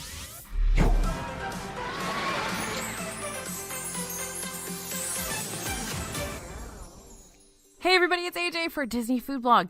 Disney World sweet snacks are great. I love a good Instagrammable cupcake. I'm always down for a new Dole Whip float.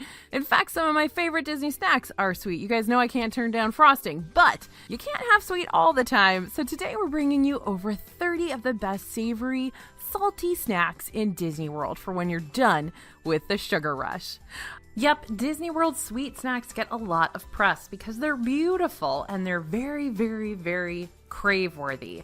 And the salty snacks or the savory stuff doesn't necessarily look as good on photography. So that's why sweet snacks get so much airtime. But we want to make sure you're aware of all of those savory and salty snacks so that you don't choose the wrong snack for you when you are in Disney World. I know you guys love taking notes on these videos, which is why we went ahead and did the work for you. Just head to disneyfoodblog.com/savorysnacks21 for the full list of all the snacks we're going to talk about in this video. When you drop us your email address, we'll also sign you up for our totally free newsletter. Our newsletter subscribers are the first ones to get all the latest news coming from the Disney parks. It will seriously help you with your planning and staying up to date on everything that is constantly changing at Walt Disney World. Head to disneyfoodblog.com/savorysnacks21 to get that free list. All right, our first few savory snacks feature one of my favorite ingredients, and that, of course, is cheese. I'm going to tell you about an incredible option that is sometimes on the menu over at Les Halles in the France Pavilion in Epcot. Now, Les Halles has a lot of delicious options from sandwiches to loads of sweet pastries, but one of our favorite snacks debuted last year, and we're really hoping it comes back. So I want to tell you about it just in case. You can keep an eye on that menu. They used to have this awesome melted brie in a big old bread bowl, and it was perfection when it comes to savory snacks. Yes, a whole bread bowl full of melted cheese. Some of the Epcot festivals, like Festival of the Arts, have had a smaller version of this brie bowl, but we're still holding out hope that the original large version will return to Les Halles. But I wouldn't be surprised if there are people out there that don't want to eat a whole bread bowl full of cheese. Yeah, that's sad though, because it's amazing. Also at Les Halles, there's something just iconically French about sitting in the France Pavilion, snacking on a good old cheese plate with a fresh baked baguette. You can get an imported cheese plate for $11.95 in Les Halles Boulangerie, and that comes with 5 slices of French cheese. Add on a mini baguette for $2.25 or splurge on the full-size baguette for just $3.50. It's a great filling and simple snack, or even a light lunch if you're a cheese fan. This is a super picnic, and really it's a good snack for a whole family. All right, now over at Disney's Coronado Springs Resort, there are several restaurants that have some delicious savory options on the menu, but for this list, we're headed to Three Bridges Bar and Grill. A lot of you probably don't even know that that's there. It just opened recently with the addition of Gran Destino Tower, and it's right there in the middle of Lago Dorado. The warm Manchego and Oaxaca cheese dip is served with house-made blue and white tortilla chips, and it's $14. There are hints of heat and smoke from the chorizo in the dip, lending even more flavor to that cheese. We'd eat this one straight up with a spoon, forget the chips, but if you want to be, socially acceptable, go ahead and use those chips.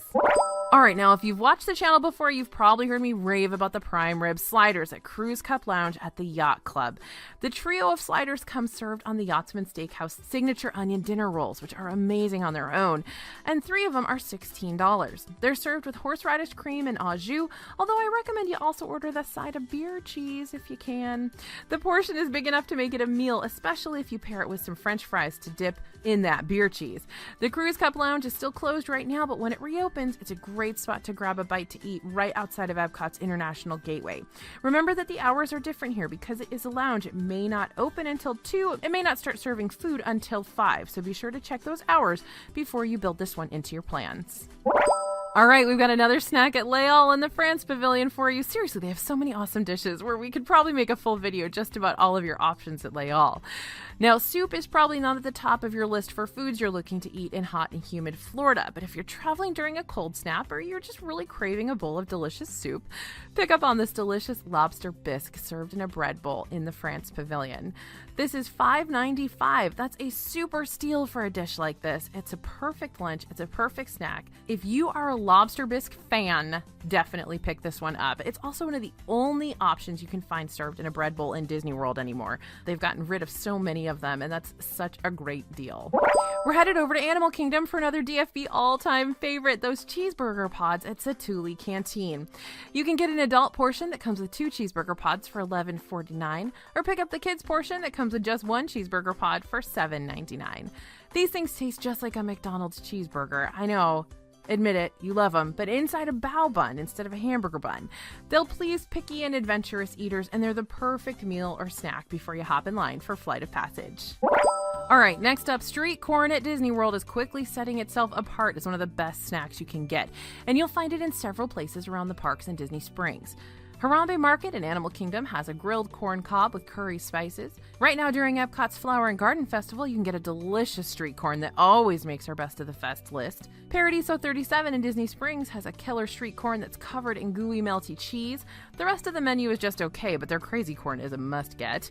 And Chotza de Margarita in Epcot's Mexico Pavilion also has esquites, which are topped with chipotle mayo and queso fresco, as well as a Tajín lime spice. Street corn is trendy, it's hip, it's cool, it's delicious, it's vegetables. That's amazing. Definitely pick yourself up some street corn when you're in Disney World.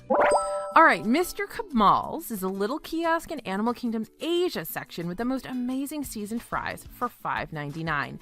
These are like the most perfect French fries you've ever had, and they come with some delicious dips, which are the real star of the show. In the past, they've had saffron aioli, honey kimchi ketchup, and tandoori honey mustard. Now, the dip selection may change from time to time. Right now, it's a little anemic. There's only a couple dips available, and you do need to ask for them. They used to be self-serve, but not anymore. But do not forget to ask for those dips. They are definitely the star of the show. All right, charcuterie boards get their own category on this list because Disney World has so many that we love. Here are just a few of our favorites. Baseline Tap House, you know we always talk about it. You're going to find a charcuterie board that's just $10. That's a crazy steal for anything with a bunch of meat and cheese on it in Disney World. And if you've ever bought a charcuterie before, you know that's a really good price for a meat and cheese board. Now, you get a few California cheeses here, along with chorizo and salami, plus cornichons, grapes, and toasted baguette pieces. And the Air Pirates Cargo Loaded Pretzel. Air Pirates Cargo Loaded Pretzel. Yep, big name. At Jock Lindsay's Hangar Bar in Disney Springs is both a mouthful of a name and a mouthful of charcuterie. This one is $22, but all that delicious charcuterie comes served inside a Bavarian pretzel that comes with both spicy mustard and a beer cheese fondue on the side. This is a seriously filling snack made for sharing, but it's huge. And the $22 price tag is definitely high, but it's a good high quality snack/meal for you in Disney Springs. Okay, another one of our all-time favorite snacks here at DFB are the pulled pork fries at Flame Tree Barbecue in Animal Kingdom. These are my birthday fries. These are French fries covered in plastic cheese, barbecue sauce, that iconic Flame Tree barbecue sauce, by the way, and delicious barbecue pork. The portion is big enough to share, but we wouldn't because it's just too good. This one can easily double as a meal because it's so filling. And of course, the Flame Tree Barbecue also has awesome onion rings that our team raves about, so you can add those on and basically make this a whole meal. The pulled pork fries are not currently on the menu, but we hope that they will be back very soon. They do currently have mac and cheese with pulled pork and barbecue sauce still on the menu, which is another delicious, filling, and cheesy option. Now, if you're looking to get your pulled pork fix right now, you can head to Captain Cook's at the Polynesian Village Resort. The pulled pork nachos are topped with cheese, spicy mayo, pico de gallo, and pineapple salsa, and they're $9.49, which is a pretty decent deal. Now, these are iconic. Everybody loves these. They're a hidden secret, a hidden gem at the Poly. They're classified as an entree on the menu, but we think they're an amazing snack, especially if you're looking for something to split or share. All right, let's talk Epcot flavored popcorn. Yep, the gourmet popcorn cart in Epcot has been one of the few places you could get flavored popcorn besides the standard Disney World butter popcorn. Buffalo, sour cream and chive, and cheddar are the trio of flavors typically available at this cart or at the Epcot experience. It can go back and forth. You can also get a mix of all three flavors if you can't decide. While the cart has reopened, it has not brought back those unique flavors, but you can still get maple popcorn at the popcorn cart in the Canada Pavilion. Now, since we're looking for salty and savory here, we're hoping that those gourmet flavors will come back, and we think they will. Disney knows how popular those are. All right, now we found a new savory snack in Adventureland in Magic Kingdom. The pot stickers are now at Sunshine Tree Terrace, which you may know is the spot to grab a citrus swirl. These fried pork and vegetable pot stickers come in an order of 5 with an orange sesame ginger sauce for dipping. The portion size is pretty decent for a savory snack in the parks, and it's $6.99, which is not outrageously priced either, especially since this is pretty shareable. All right, one of our favorites, the spicy chicken waffle sandwich.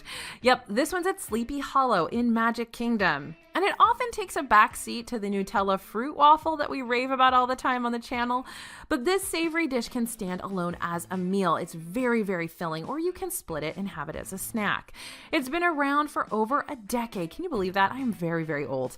So it's a classic at this point. Fried chicken with a sweet and sour glaze, crunchy slaw on a fresh waffle. It's $10.49 and comes with a side of house-made chips. Okay, time for the ultimate savory salty snack. We've got another compilation snack for you. Pretzels, and we're not talking about Mickey pretzels. Mickey pretzels are good, and you can have those, but we're going to focus on those huge Bavarian-style pretzels that often come with a side of beer cheese. Epcot's Germany Pavilion is home to the OG Bavarian pretzel, though this one doesn't come with that delicious beer cheese. In Hollywood Studios at Baseline Tap House, you can get a Bavarian pretzel that comes with a side of mustard and beer cheese fondue.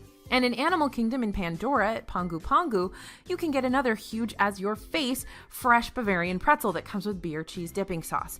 They're about $4 more than a Mickey pretzel, but they are so much better. Next up, you cannot go wrong with a carb-filled cheesy snack, and this dish in Epcot's Germany Pavilion is kind of a hidden gem. A lot of people don't know it's there, but you do, and it usually makes a lot of our best snack lists. This is the noodle gratin. This is basically the best, creamiest, most flavorful mac and cheese in Epcot. Now, you can't get it right now, it's on the menu, but there's usually a version of this dish at Summerfest in the quick service restaurant in Germany, and it usually comes back every year for Epcot's Food and Wine Festival in the fall.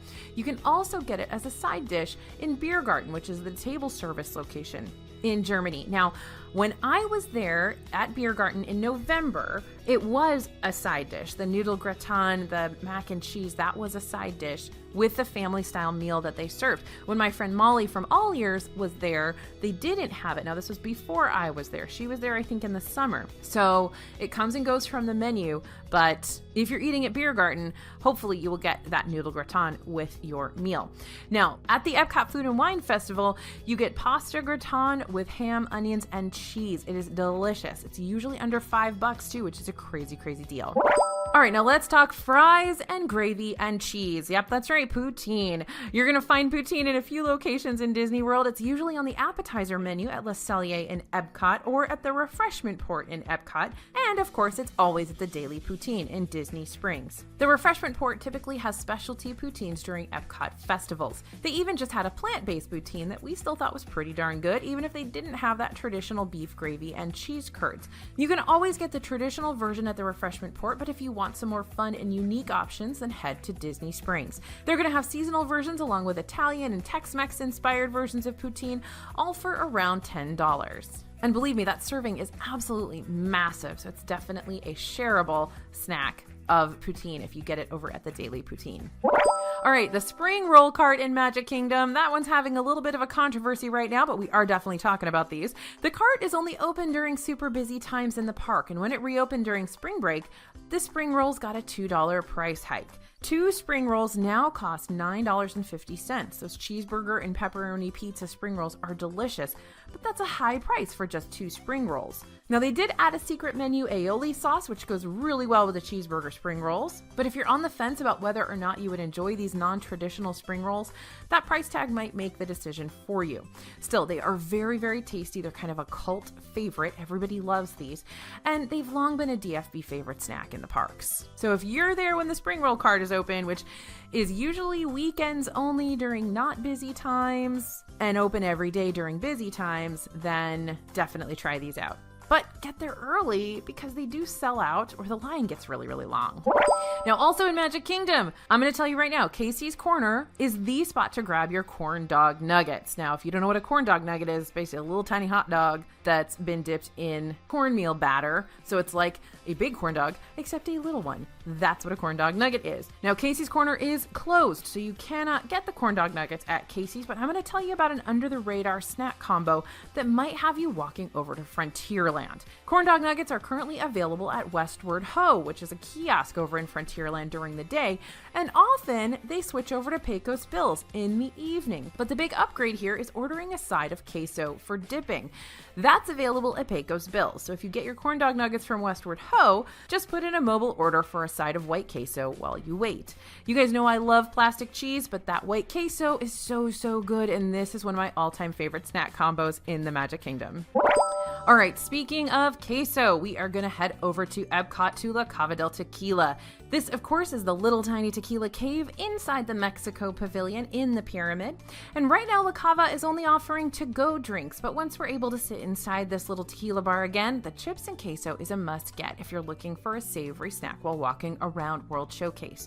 This might be the most perfect queso in all of Disney World, and like I say, every time I talk about it, I'm sure it's just out of a jar. Like, I don't know. I give them props, though. They are very, very, very thoughtful about the tequilas they choose. They probably are making this from scratch in the kitchen. I don't know. I'll have to ask. But it's really, really good. Either way, I don't care. Out of a jar, made from scratch, whatever. It's really good queso. And La Cava is one of the best spots to sit and grab some AC. Now, there may be a bit of a wait to get a seat, but if there is, just get your name on the list and go ride Grand Fiesta Tour while you wait. All right, heading over to Disney Springs. Morimoto Asia in Disney Springs is one of our favorite restaurants here at DFB. It's upscale but approachable, and the food is very good. Now, if you don't have time for a full sit-down meal, you can get one of the best dishes at the entire restaurant, well, multiple of the best dishes in the entire restaurant, actually, at the quick service counter just outside. Morimoto's famous spare ribs are on the appetizer menu inside or outside at Morimoto Asia Street Food. You get 3 for $16. Now, these are hands down some of the best ribs I've ever had, but also remember, you've got ramen out there at that street food location too. So good luck choosing between ramen and the spare ribs. I would suggest getting both and sharing with a buddy. All right, heading just across the street to Wine Bar George, also in Disney Springs, there are 2 cheesy, savory snacks that I need to tell you about and you need to get and you need to try. Please, please, please add them to your list right now. We talked about the Saganaki on Fire a lot on the channel because one of my absolute favorite snacks in all of Disney World. I am not going to lie to you. The last time I was in Disney World, I had the fire cheese, I believe 3 times, and I was only there for like a week. It is just so good, and it is more than just a dish of flaming cheese. So yes, let's play with the fact that it's a dish of flaming cheese. It's carried to your table on fire and put out with some fresh lemon juice, and the stuff is perfectly hot and gooey and melty, and you've got all those flavors. The cheese itself is very flavorful, but then you've got that squirt of lemon, and you've got tiny bit of flavor left from the alcohol. It's almost salty and sweet and a little bit sour along with that richness of the cheese. Oh, I am talking with my hands right now. You can't see me, but I'm very serious about this flaming cheese. Now, once you get that, I'm also really, really in love with the mac and cheese bites here. They're little cheesy fritters. And if you are worried about going to a place called Wine Bar George because you think it's going to be pretentious and snooty, this place is not pretentious and snooty. They have fried mac and cheese bites. How can it be snooty if you've got fried mac and cheese bites? They're real, real good. They're perfect to share with a group or by yourself. It's okay if you're there by yourself. Just eating a whole thing of mac and cheese bites by yourself is totally fine, right? It's totally okay. They're really, really good. You guys got to try them. Now, the mac and cheese bites here are $12. The Saganaki on Fire is $15. Another couple of things at Wine Bar George I want to tell you about. They have really good buffalo wing sauce. I don't know why. I can't explain it, but they do. They have kind of kids chicken tenders on the kids menu, and you can order buffalo wing sauce with them, and they're really, really good. Also here they have a killer steak dish. They've got some awesome Spanish pork dish that's really good. Lots of delicious stuff going on here. It's a restaurant with a superstar pedigree. I think you'll be pleased.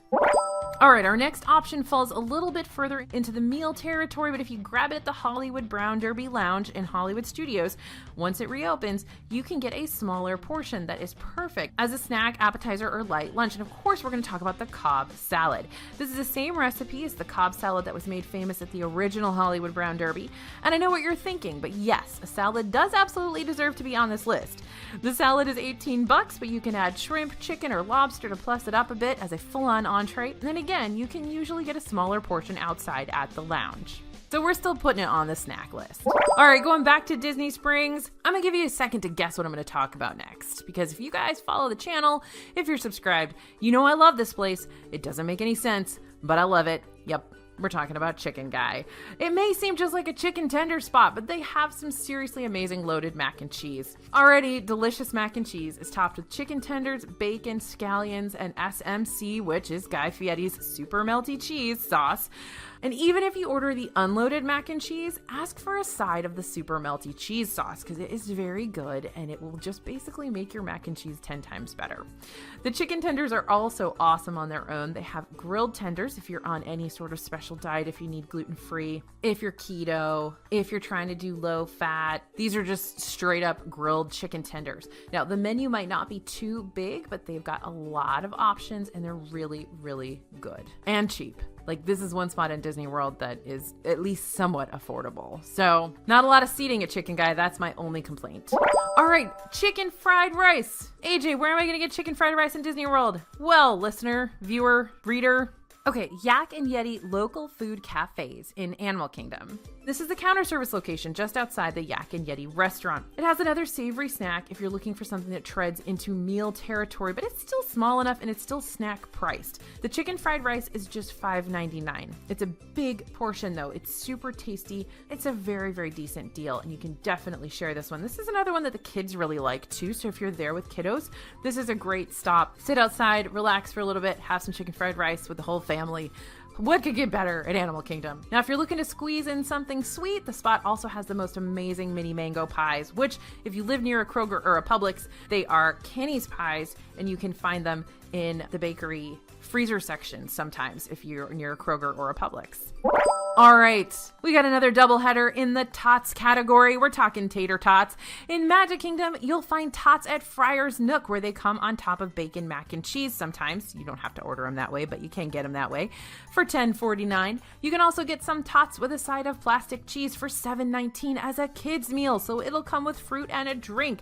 What a great deal, $7.19, tots, plastic cheese, fruit, and a drink. Now, in Hollywood Studios, you can get tachos at Woody's Lunchbox, which are tater tot nachos, covered in beef and bean, chili, and queso for $8.99. Note, though, that the tachos at Woody's Lunchbox are baked potato barrels, aka tater tots, not fried potato barrels, aka tater tots. They are fried at Friar's Nook. Now, Woody's Lunchbox also has a breakfast tot bowl that comes with eggs and country gravy for $8.79 when they are serving breakfast.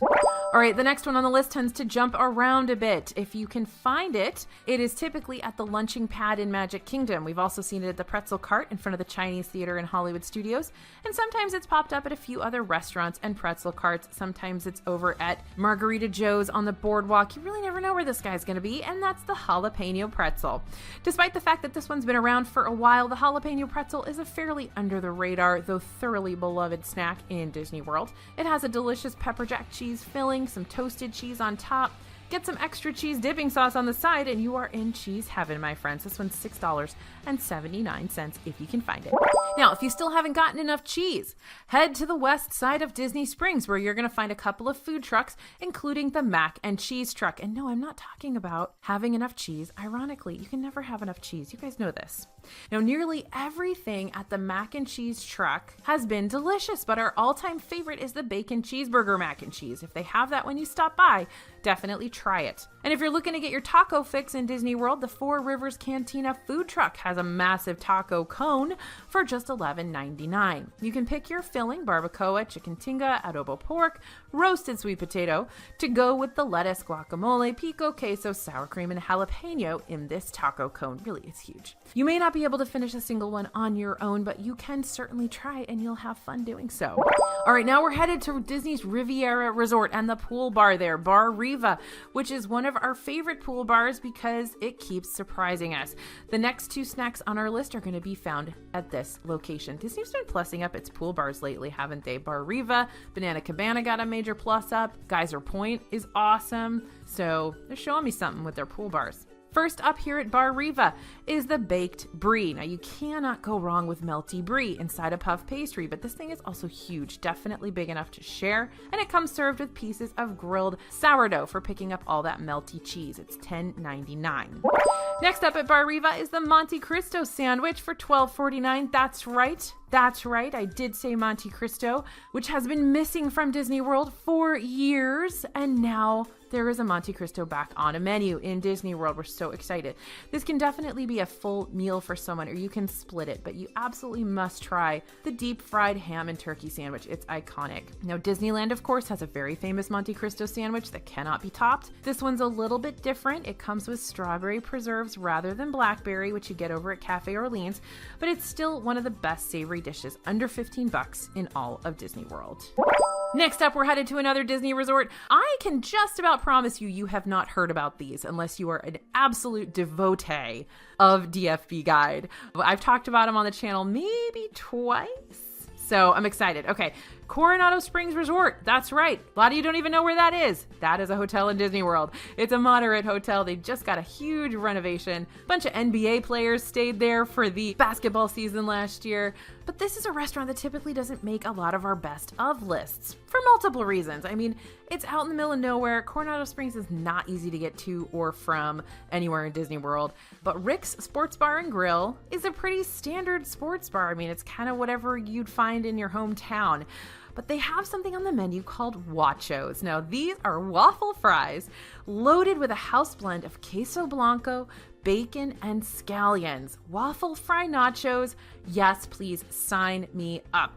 They're a great shareable portion to split with the table. They've got a bunch of other sports bar stuff at this restaurant. So if you're just looking for comfort food, if you happen to be staying at Coronado Springs, go get the Wachos. They're $14.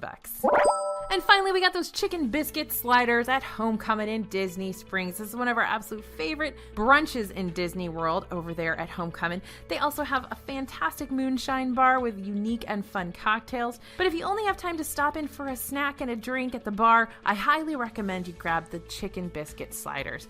They've got Art Smith's famous fried chicken drizzled with hot honey, house-made hot honey, by the way, and bread and butter pickles on 3 little cheddar biscuit slider rolls. Does that not sound phenomenal? Well, it is. It's pretty great. Now, I know you guys love all the sweet stuff in Disney World, but sometimes it's just too much sugar. Just kidding, it's never too much sugar. And you need to mix it up with some awesome savory dishes. Disney delivers on the gooey, melty cheese and the tasty non-sweet stuff too. Remember, you can get the full list of everything in this video by heading to disneyfoodblog.com/savorysnacks21. Just drop your email and we'll send a free printable list right to your inbox and sign you up for our totally free newsletter so you don't miss any of the updates coming out of the Disney parks. Thank you guys for listening. Thanks for watching. Let us know your favorite savory snacks in the comments so we can use them in our next video. As always, this is AJ for Disney Food Blog, and we'll see you real soon.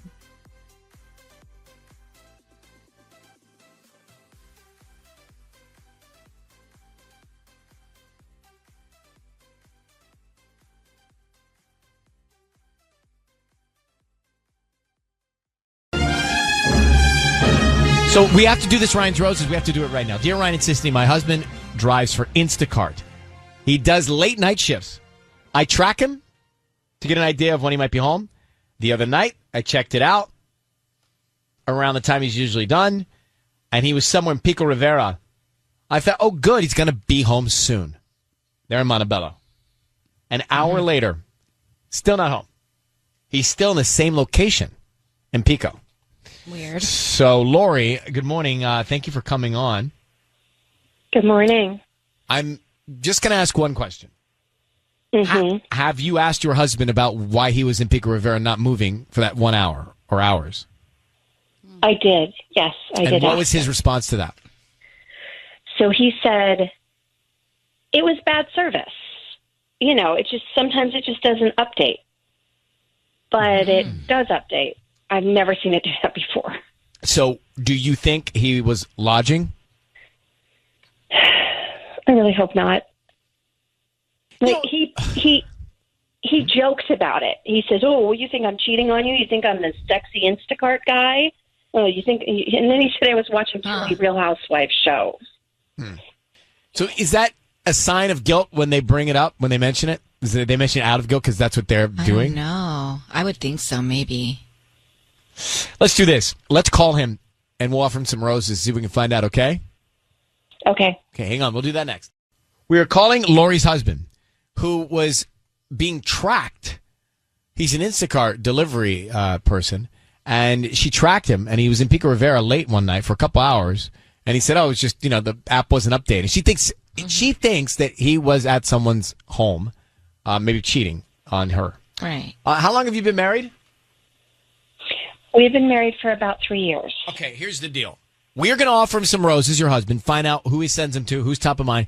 Be very quiet, but just say to me this. Ryan, you have my permission to call, and then his name on Kiss FM. Ryan, you have my permission to call on Kiss FM. We're going to do that now. Stay very quiet until we tell him he's on the air, okay? Okay.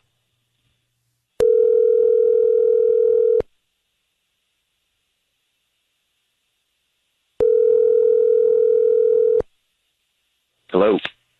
Hi, is this Will? Yeah, this is Will.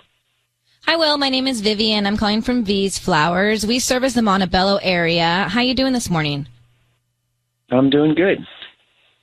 So I'm trying to promote my business. That's why I'm calling. And I'm just trying to see if local residents would like to send anybody some red roses. It's a dozen red roses that you could send out for free. I wouldn't need anything from you, cash, credit card, anything like that. It would be absolutely free. We're just trying to promote our business. Is that something you'd be interested in? Whoa, really? Okay. And there's been no strings attached or anything?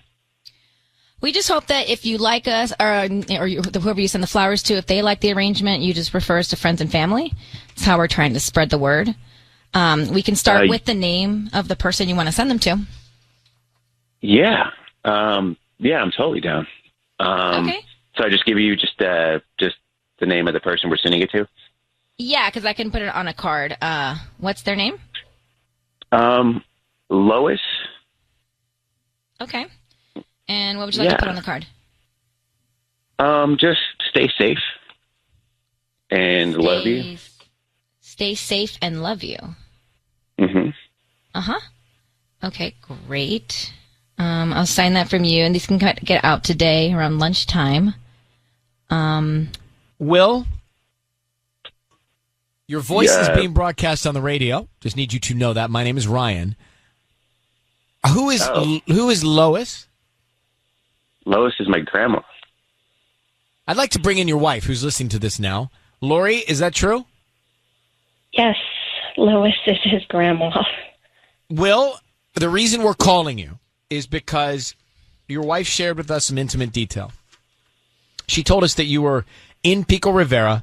She tracked you. You're in the same location late at night for a couple of hours. Where were you? Yeah, wait. Okay, I was working, first of all. I'm just a little kind of thrown off that I'm being ambushed here. Yeah. Lori, I was working. But were you working with another individual? Oh, was I cheating? Pretty much, No. yeah. That's what we're asking you. No. I don't know why the thing said that I was in a place for an hour. I did some deliveries in the area, but, my phone actually was on low power mode. That might have been the reason why. So there's there's no location of a person where you were spending time with? You're not cheating on your wife? No, absolutely not. No, I was busting my so I could, provide for the family. Lori, would you like to ask anything else? No. Okay. Well, Will, Lori, I don't know what else to do, so good luck. Yeah. Lori, you've been watching too much of that housewife show and stuff like that. No, I'm not doing anything. I'm absolutely not cheating on you. And you could have just asked me about this. You could, I don't know, make me feel beautiful once in a while. It's really hard right now. we have a new baby, and it's challenging. So, Will, hear your wife, and we're just going to wish you guys good luck, all right? Thank you, Laura, for reaching out. Thanks. Okay, bye-bye. New baby. Oh, it's the worst. You feel like up out of your skin, like you don't even feel like yourself. So she's saying, hey, I need a little attention? Yeah. Do we believe Will? Yeah. Let's come back here. So, did you believe Will in Ryan's Roses? He says that he was just working for Instacart, and when she tracked him in one location for a couple of hours late one night, it was just because there was a bad signal. And then we go on to hear that they just had a new baby, and she wanted just a little more affection, it sounded like. Right. I want to believe him, and I think I do. I'm torn. He sounds like a good guy. Totally good guy. And, I mean, they just got very quiet on me. I didn't know, I mean, no one was saying anything, so I didn't know what else to do. Well, I think when she said that, I want you to make me feel beautiful from time to time, it got quiet because there's probably a lot of truth to that. And as soon as she said that, he goes, wow, you know, like, she's right. Like, I have been distant. And so I think everything was being processed. Processing. She's crying for help right now. Yeah. I don't think her husband was listening. Well, maybe now. Maybe now he's going to hear it. Elizabeth, do you believe Will? Oh, I totally believe him. I mean, sometimes, like, I'll check my husband's location, and he's at the grocery store 1 second, and then, like, 2 seconds later, I hear the garage door opening. Those things are faulty, and he sounds like a good guy. And we want to have success in these Ryan's Roses relationships, Yeah. so I think why question it so much? Mm-hmm. All right, well, thank you, Elizabeth. Thank you. Bye-bye. Bye-bye. Then you have to wonder, is it just because, I mean, she said that their family's growing, so do you think there's really a sign, or was she just feeling, I mean, we all need attention, right? We all need to feel, even when, make yourself a reminder, just put it in your phone. Tell your wife, your husband, whatever, that something, give them a compliment tonight. Yeah. Just come up with something. And I'm not saying, like, don't be in the moment, but even if you set a reminder, it's okay. It's so They don't have to know. No, they don't. They don't have to know. And even if the sound went off when you were with me and you read it and it was a compliment, I would forgive you. Oh, yeah, I would probably cry. So what? I mean, I put notes in my notes, right? Yeah. Of things like that. Hey, remember this, compliment that, or this person likes this. Or you know what, their birthday is this. Back in 1 minute. You know what? I'm going to do it right now. Oh, thank you. You can also just text me a compliment.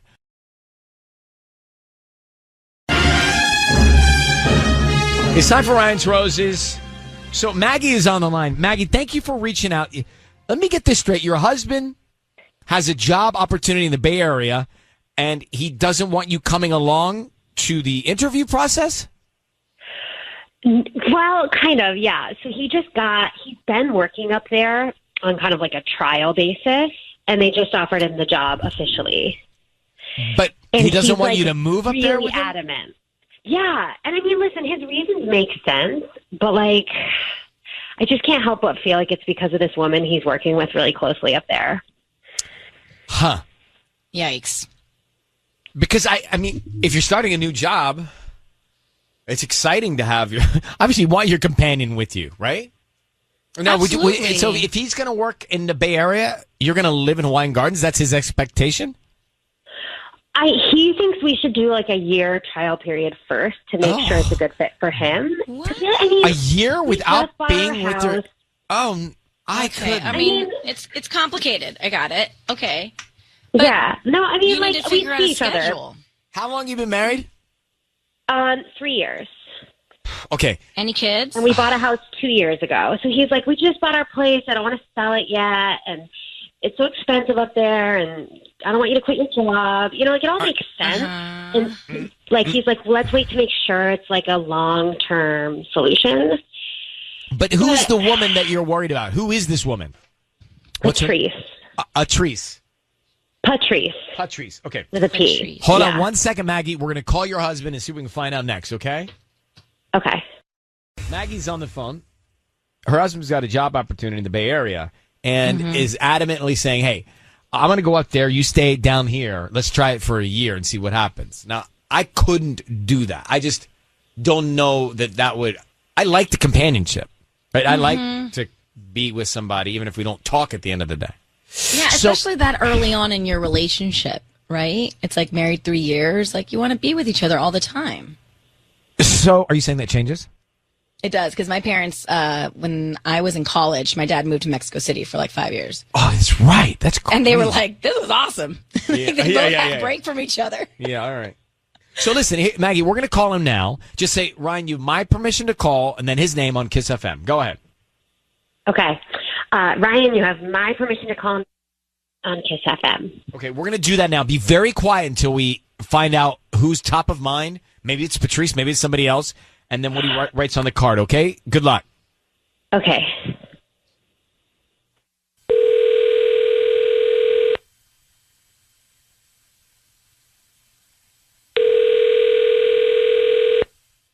Hello? Hi, I'm looking for Nate. This is Nate.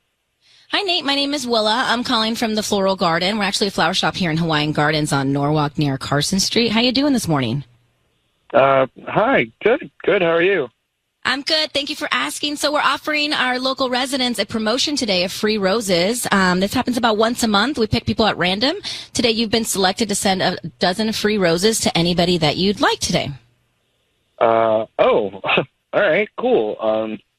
Is it like just for Hawaiian Gardens or like anywhere in the area?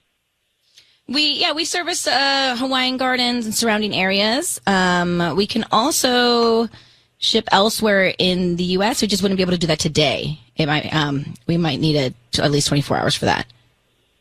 Gotcha. All right. Well, yeah, I'll send them to my wife. I'll send them to my wife, Maggie. Okay. What would you like to put on the card? Just a simple love you.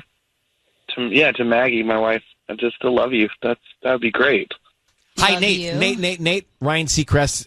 I'm on the air with you on Kiss FM. We have your wife on the line with us right now. So Maggie asked us to call because she said you got a new job in the Bay Area. Is that right? Yeah. Congratulations. Why don't you want her to be with you up there? Oh, man. Okay. What is happening? I got a new job up in Dublin, and I just got really crazy hours up there. What is happening? Maggie, tell him what you're concerned about. Hey, Nate. Hey. So I feel really weird about Patrice, and I feel like I don't know why you don't want me to move up there with you. Like, we're married. Like, I want to be with you. I don't want to wait a year and have you be away. And I just, like, I don't know. I just wanted to make sure nothing was going on with you two, because it just, like, I feel like she's always there when I call. Are you serious? Really? I mean, hold on a second. Like, this is there, Maggie. Can't believe we're doing this. Like, no, like, I've got crazy hours. I'm not sure about this job. I just, there's absolutely nothing going on. I don't know why you would think that. Well, but like, why is Patrice always with you? Because in my position, she has been assigned to me, so like she's getting me up to speed. She's showing me around everything, like at night? I mean, it just feels like you're never on your own. Mm-hmm. Sometimes, yeah. I mean, this position requires long hours, and that's honestly another reason why from the very get-go, like, I didn't want us, like, both to move there, because you would be completely bored, and, it's like I'm totally immersed in this new gig. All right, I promise you. So, Nate, are you cheating on your wife? No. Will you if you're apart for a year? Absolutely not. I love you, Maggie. No, nothing has happened. I have done nothing wrong. I mean, really, think about it. Like, I mean, nothing has happened. It's just the way you're saying it. It just sounds weird to me. And like, I just feel like, are you thinking about it? Do you want something to happen? No, not at all. Not at all. All right. So listen, Maggie, you're the one that knows Nate the best. You'll be able to tell if you think he's telling the truth or not. We're going to let you guys go. Good luck, okay? Okay, thanks, guys. Okay. I don't think he's cheating. No, but it's still weird he doesn't want her up there. All right, let's come back. Kiss FM. Well, going back to Ryan's Roses here, it's 800-520-1027 if you heard that. So he got a job offer to move to the Bay Area to do the job. He wants her to stay. They're married. Wants her to stay here in Southern California because he's not sure if the job is going to last, is what he said. And she thinks there's another woman up there that's always showing him around and showing him around after hours as well. I think he's making up a lot of excuses because his whole thing was like, I don't want to sell the house. I don't want you to quit your job. But because he said he doesn't know if the job's going to work out. Sure, but okay, you don't have to sell the house. You can rent it out for a year. You know, maybe she can work remotely and still keep her job. Like, there's options. I think he's kind of just like putting the kibosh on it too quickly, and that's a red flag. So, but do you think he's cheating? I don't think he's cheating at all. I mean, I don't know. It is strange that this Patrice girl's with him like at all hours of the day. That's annoying.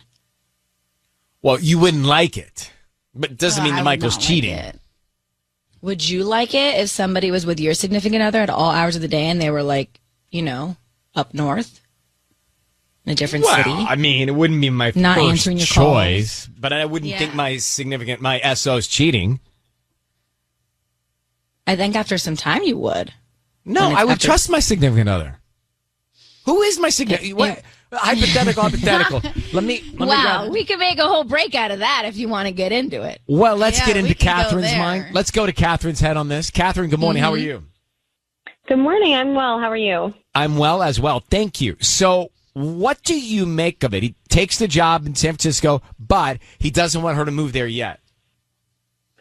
Yeah, I believe him that he's not cheating, but I kind of feel like he does want to cheat because it's weird.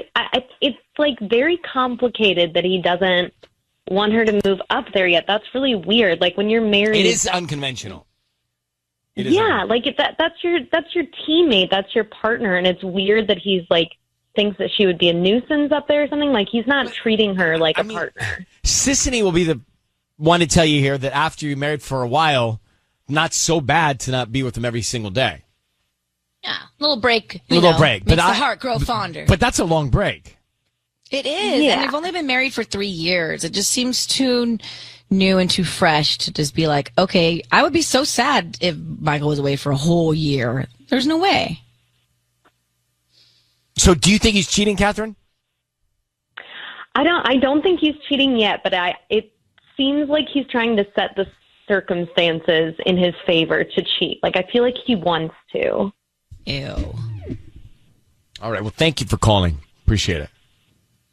So he's trying to set the table, she thinks. But it's also possible the guy could go up there and you could trust him and he could go up there and do his thing for a year and then she comes or he comes back. I mean, it is feasible. Yeah. People can do it. There were bits of him that he didn't get defensive. He didn't raise his voice, like all the signs that usually, show guilt. So he was pretty calm about it. But well, that's why I think I believe him.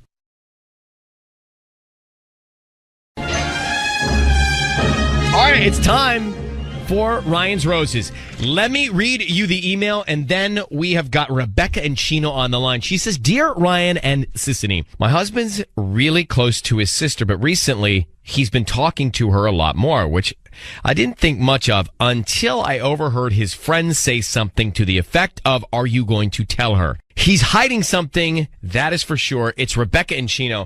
I'm curious about something here before we make the call to her husband, which we are about to do for Roses. Rebecca, thank you for coming on. Hi.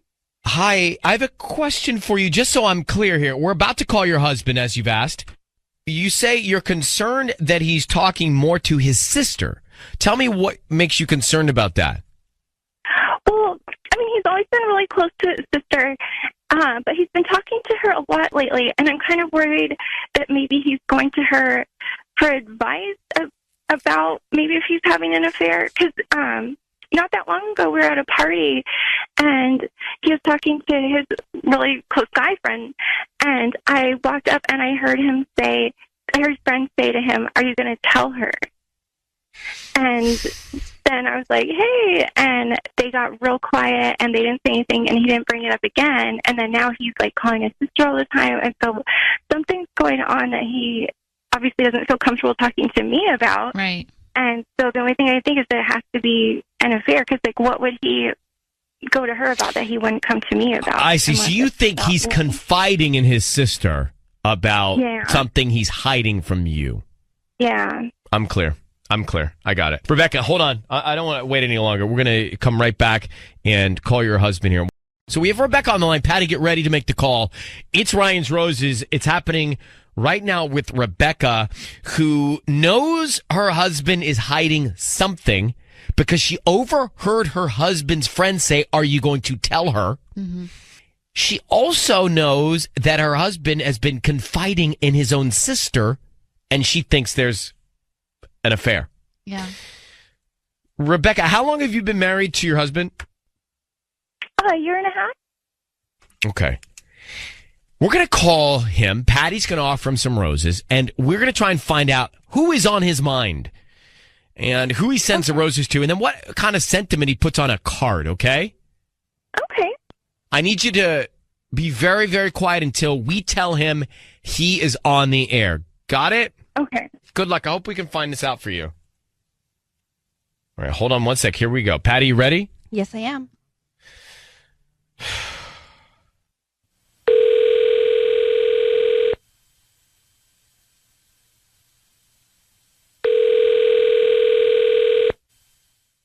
Hello?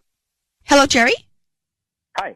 Hi, how are you? My name's Xochitl. I'm calling from New Wave Flowers here on Central Avenue. How are you? I'm fine. Hi, thank you so much for taking my call. I'm actually calling you because you've been chosen to receive a free dozen roses. They are completely free. You can send them to whoever you want today at no charge. All I need is the name of the person you want to send them to and a quick note, and they're on their way today before lunchtime. I'm sorry. I'm sorry. And what's the charge for this? Or? No, there's absolutely no charge at all.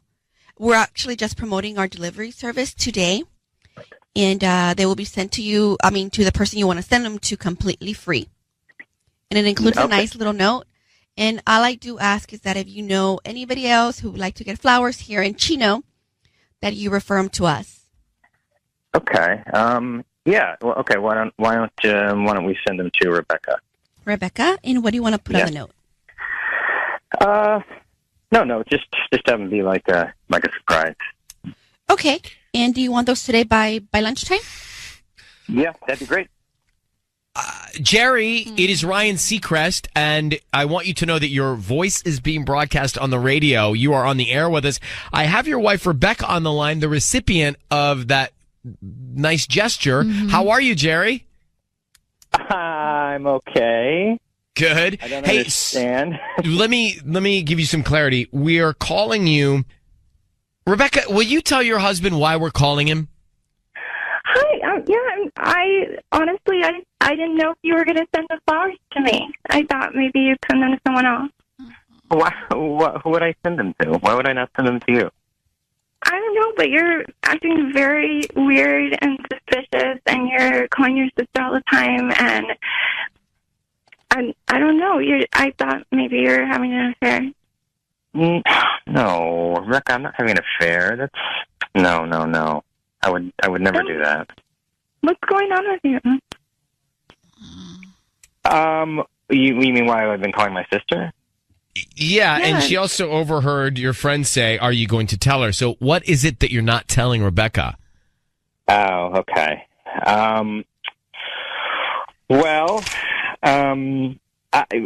remember Oscar's bachelor party, when was it, a little over a month ago? In Vegas. We went to Vegas, and I ended up winning a lot of money. And what? So So it's good news. Why couldn't you tell me that? Well, I kind of didn't want, like, your family just to find out and, like, how your mom can be. And I didn't want people, like, asking us for money, basically. Wait, how much money is it? It's a lot. How much? Amount. Yeah, how much? I mean, it's a substantial amount. I'll leave it at that. Is it more or less than $10,000? It's more than that. Yeah. Higher or lower than $50,000?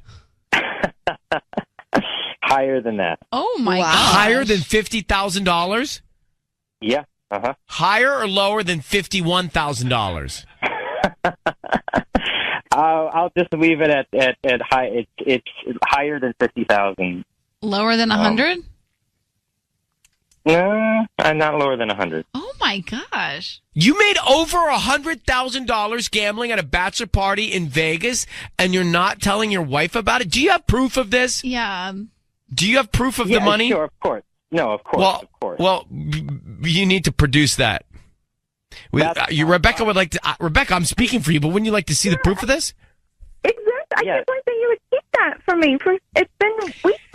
See, to me, Jerry, hold on for a second. We called you, okay? Here's the thing.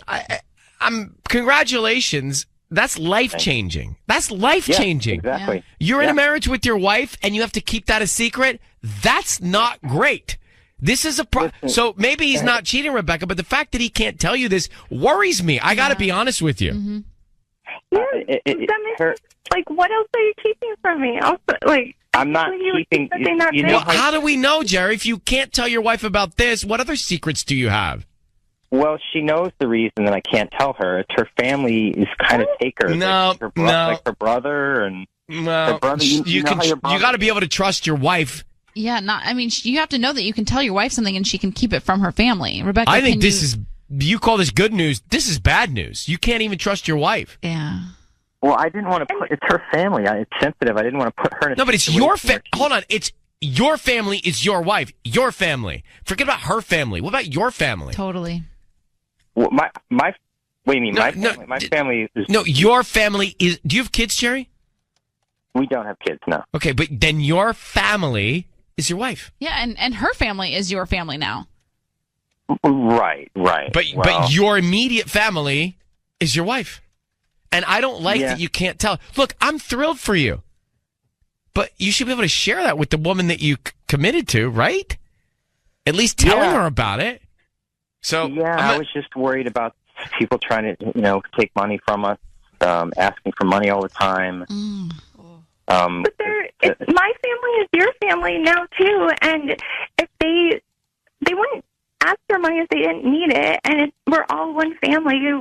Don't you want to help each other out? Like, it's not us versus them. Like, I can't believe that you would think that they would try and steal from you or whatever. Like, we're all a family. It's all of our money. Look, I think we've done enough. I'm going to let you guys go. Rebecca, congratulations to you, Jerry, to you, Rebecca, for this winning. That's huge. I mean, that's like, can you imagine coming up from a bachelor party with whatever that amount is you have? But now I think you guys need to work on trust and honesty in your relationship if Jerry feels like he can't tell you about that, okay? Yeah, absolutely. I see what you're saying. All right, well, good luck. Yeah, it's good news, but it's not good news. It's good news, bad news. Okay, so Jerry goes on a bachelor weekend with his buddy. He won in excess of $100,000.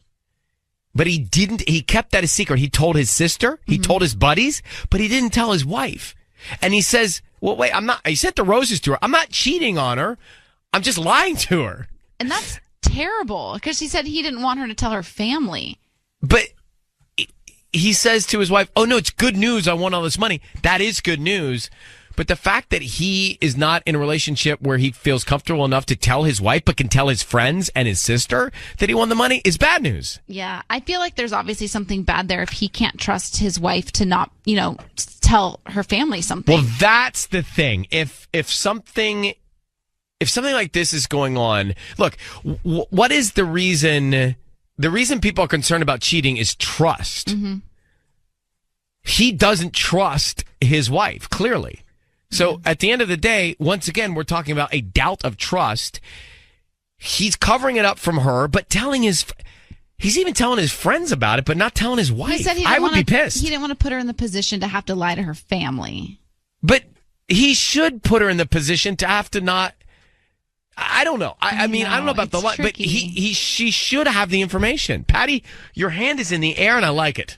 I just think, they're probably not used to having this X amount of money, and he doesn't know how to act.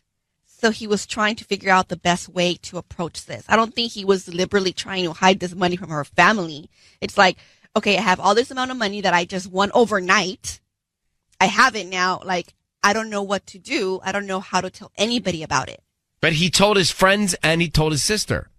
Well, because, your sister, I don't know. Hold on for a second. Hold on. Michael, your man, goes to Vegas, bachelor weekend, wins $100,000. That's 100,000. That's enough for a mortgage. Look at it. Write it down on paper and look at it. Okay, he wins that number right there. Okay. Comes back and he tells his buddies and his family, but doesn't tell you. How would you react? Well, it's different because we have kids. No, it's not different. No. Yeah, I mean, the money wouldn't be for me. It would be for the kids. Forget that. So I need him to tell me. No, that's not the... How would you react? I wouldn't be happy. Exactly. And we're not happy. I'd be so ticked.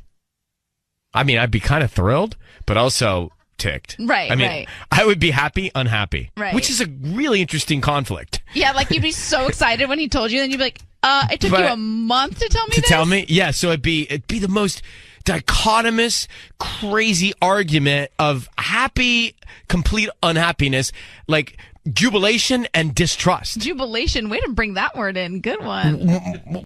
Okay, so here's the situation. Then people are calling from all over about this, and most people are saying the same thing: happy, unhappy, and upset with the fact that husband Jerry didn't trust his wife enough to tell her that he won $100,000 gambling in Vegas on a bachelor weekend. Bachelor weekend. He kept it a secret so he wasn't cheating. He was keeping the secret of winning this money from his wife. Why?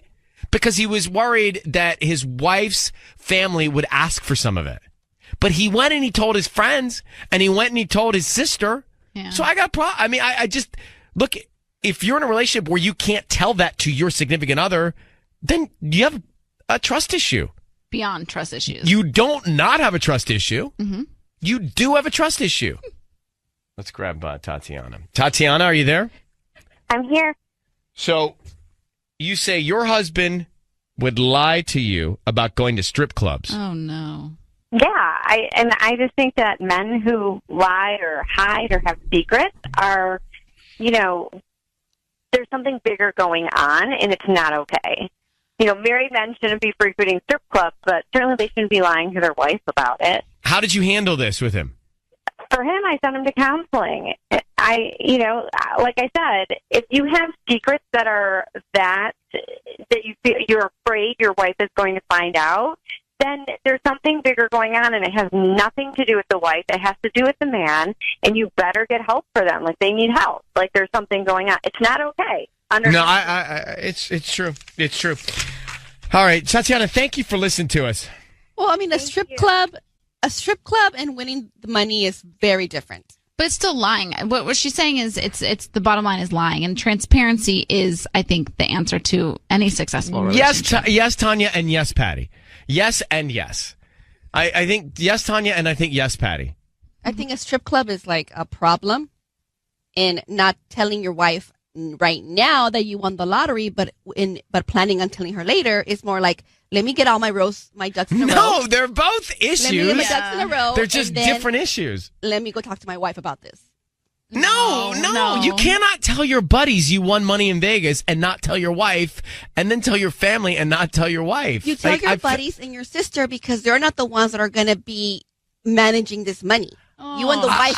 Listen, we can armchair quarterback all day long, but I'm telling you as well as I know, you and me and Tanya and even Sissany, who's not here, that if any of our significant others held this back from us, we would not be happy. Ticked. Patty, don't act like you I got. know. I'm you like, would why be. You would be so ticked. No, I know you. So, woe I is me. understand, but let's not crucify him for doing something that I don't think he Have had the you intention gone to to do. Vegas and had this happen and not told us? Is that why you're defending it? No, I know. Something. Let me see your sleeve. What is up it? There's nothing here. All right. It's time for Ryan's Roses. This is an email from Los Alamitos. Dear Ryan, I went out to dinner at Seal Beach. My husband and another couple that my husband knows. The other wife was sitting a little strangely, so I dropped my napkin. When I did, I saw her pull her leg back quickly. It was definitely in the direction of where my husband was sitting. I didn't say anything because he'll just say, "What, you're crazy." Maybe I'm overreacting, but I think something's going on under the table. Christine, so she's on the line. She's on one. Christine, thanks for this. I've not heard this one. This is one I've not. Wow. This is an email I've not heard before. Christine, thanks for coming on. So you think you saw them connecting under the table? Yeah, I do. That's playing with fire. Yeah.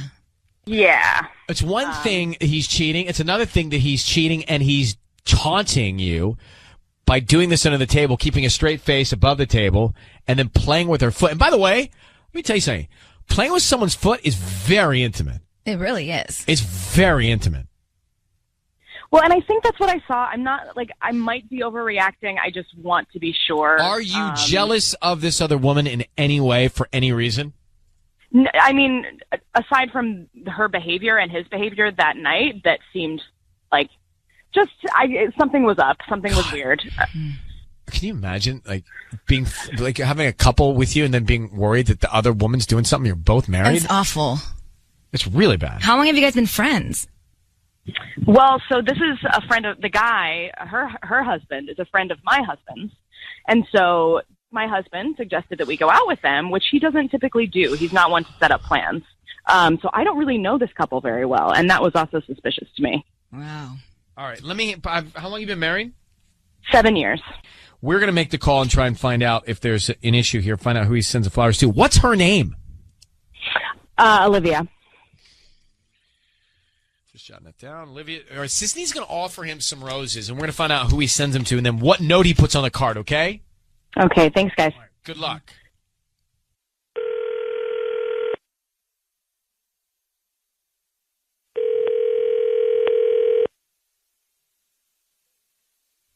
Hello? Hi, may I speak to Jack? Yeah, this is Jack. My name is Stacy. I'm calling from The Perfect Bloom. We're actually a new flower shop here in Los Alamitos. How are you doing this morning? Good, thanks. How are you doing? I'm good. So we're new to the area. We're actually doing a promotion today where we're giving out free dozen roses, and you've been selected to receive a free dozen roses. You can send them to anybody that you want today. I don't need any information from you. They're absolutely free. We're just trying to promote our new business. Oh, cool. Nice. Congratulations on your business. Thank you. You should come stop. We're right on Los Al Boulevard in between Cerritos and Catella. So you should stop by anytime. Okay. But is there anybody that you would like to send these flowers to? Yeah, I don't know. I know it's kind of random, but I know it's a free dozen roses. They'll get them this afternoon. I don't need any billing information from you. These are totally free. Like I said, if you like them, you just, promote us to your friends and family. Sure. No, I appreciate that. It's a little complicated, actually. It sounds great, but you know what? Here, are you able to just send them to me in my office and then I can deliver them? Sure, I can do that. But would you like to write the note first? So that we can have that ready to go, and then we can send them to wherever you want at that point. So who would you like to make the note to? That's fine. Okay, so the note, it'll be, I don't know what to say. It's to Olivia, and we'll say, Olivia. Dear Olivia, I don't know. Hey, Jack, it's Ryan Seacrest. I just want you to know your voice is being broadcast on the radio. I can't stand to hear you struggle any longer. And Olivia is the wife of your buddy. What is going on with you and Olivia? I have your wife on the phone. Are you cheating on your wife, Christine, with your friend's wife, Olivia? No. Wait, no. Jack, you just sent flowers to your friend's wife. Why? We didn't need a card. The fact you're sending roses to another man's wife and you're married, what gives, Jack? Okay, first of all, she's going through a lot right now, and I mean, I can. What's she going through, Jack? It's complicated. How are you so close to her that you know she's going through something? They're friends of ours, and you know, we go back. I'm old friends with her husband, and nothing's going on. This is not what obviously you guys made it look like, and that's not what it is. Jack, come on. Your wife, Christine, you come on. No, you come on. Your wife, Christine, has asked us to call you. I'm not just doing this because I want to. She asked us to call you. And, Christine, tell your husband what you saw under the table. Jack, I saw whatever she was doing to your foot under the table, so I would really love an explanation. She wasn't doing anything to my foot there was nothing going on. There's nothing going on at all. There's nothing. Then why are you so defensive? You got heat, man. I'm defensive because I'm on the radio. I didn't. Oh, that's your fault. Why is it you called me on the radio? But you started this playing footsie with this other guy's wife under the table and just you just sent flowers to this other woman. You're married. Don't yell at me. No, I wasn't there. I'm trying to be a good friend to somebody, and you're twisting it around and making it look like I'm like this bad guy. I'm not a bad guy. I'm sure you're a fine guy, but your wife is the one that's concerned, Jack. You're married to the woman 7 years, and she thinks she's cheating on you. So what's going on? I'm not, okay? I'm not. And I promise I will explain all of this later, okay? Later. Please explain. I would love an explanation. I will explain it. I will explain all of this. It is a very simple explanation. I will tell you later. I don't want to do this like this. Jack, how is your buddy going to feel about the fact you're sending flowers to his wife? I don't know how I feel about it, but probably not great. You know what? It doesn't have to do with him. And if he knew what was going on with her, then he would have. Why do you know something that her husband doesn't know? And why couldn't your wife know? She should know about it if it's such a big deal. You should be sharing this with your wife. Because that happens, because people confide in people, okay? But you're married to this woman that's on the phone with us. Yes. Stop yelling. No, I'm not yelling. I mean, this is obviously very upsetting. I understand. And that's why your wife is very, very upset right now, because she thinks she's being cheated on by you. Baby, I promise you I'm not cheating on you. I'm not cheating on you, okay? I'm not cheating on you. Christine, I'm gonna take you guys off the air. Why don't you find out what this story is? It better be good. Yeah, it better be. All right, well, good luck. Why are you staring at me? I don't know. I don't know what to think. Your chest was so puffed up that whole conversation. He's like yelling at me. You're telling him not to yell, but you're yelling.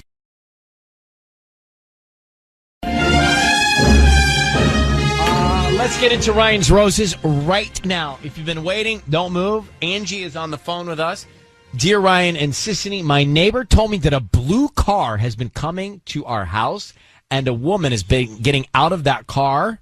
I asked my husband about it, and he pretty much said it was a solicitor trying to sell something. Angie is on with us now. So, Angie, you addressed this woman getting out of the car, and he just said it was someone trying to sell something, but the car's coming all the time or regularly?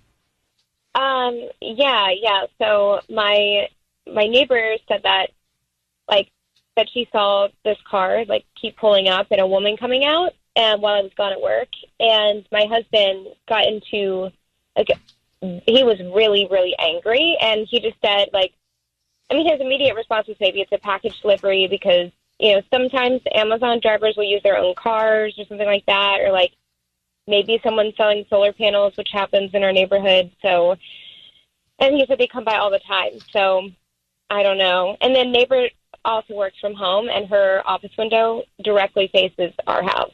Okay. So, but now the car, it says here in the email, the car still comes, but it parks down the street now?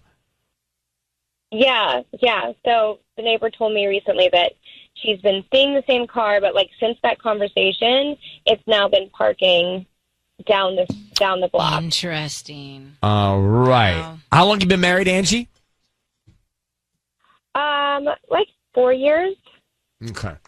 Thank you for reaching out. We're going to put you on hold, and we'll come back. We're going to call your husband next, see if we can find out what's going on at Kiss FM. Angie's on the line. Angie, we're calling your husband now. I just need you to say, Ryan, you have my permission to call, and then his name on Kiss FM. Go ahead.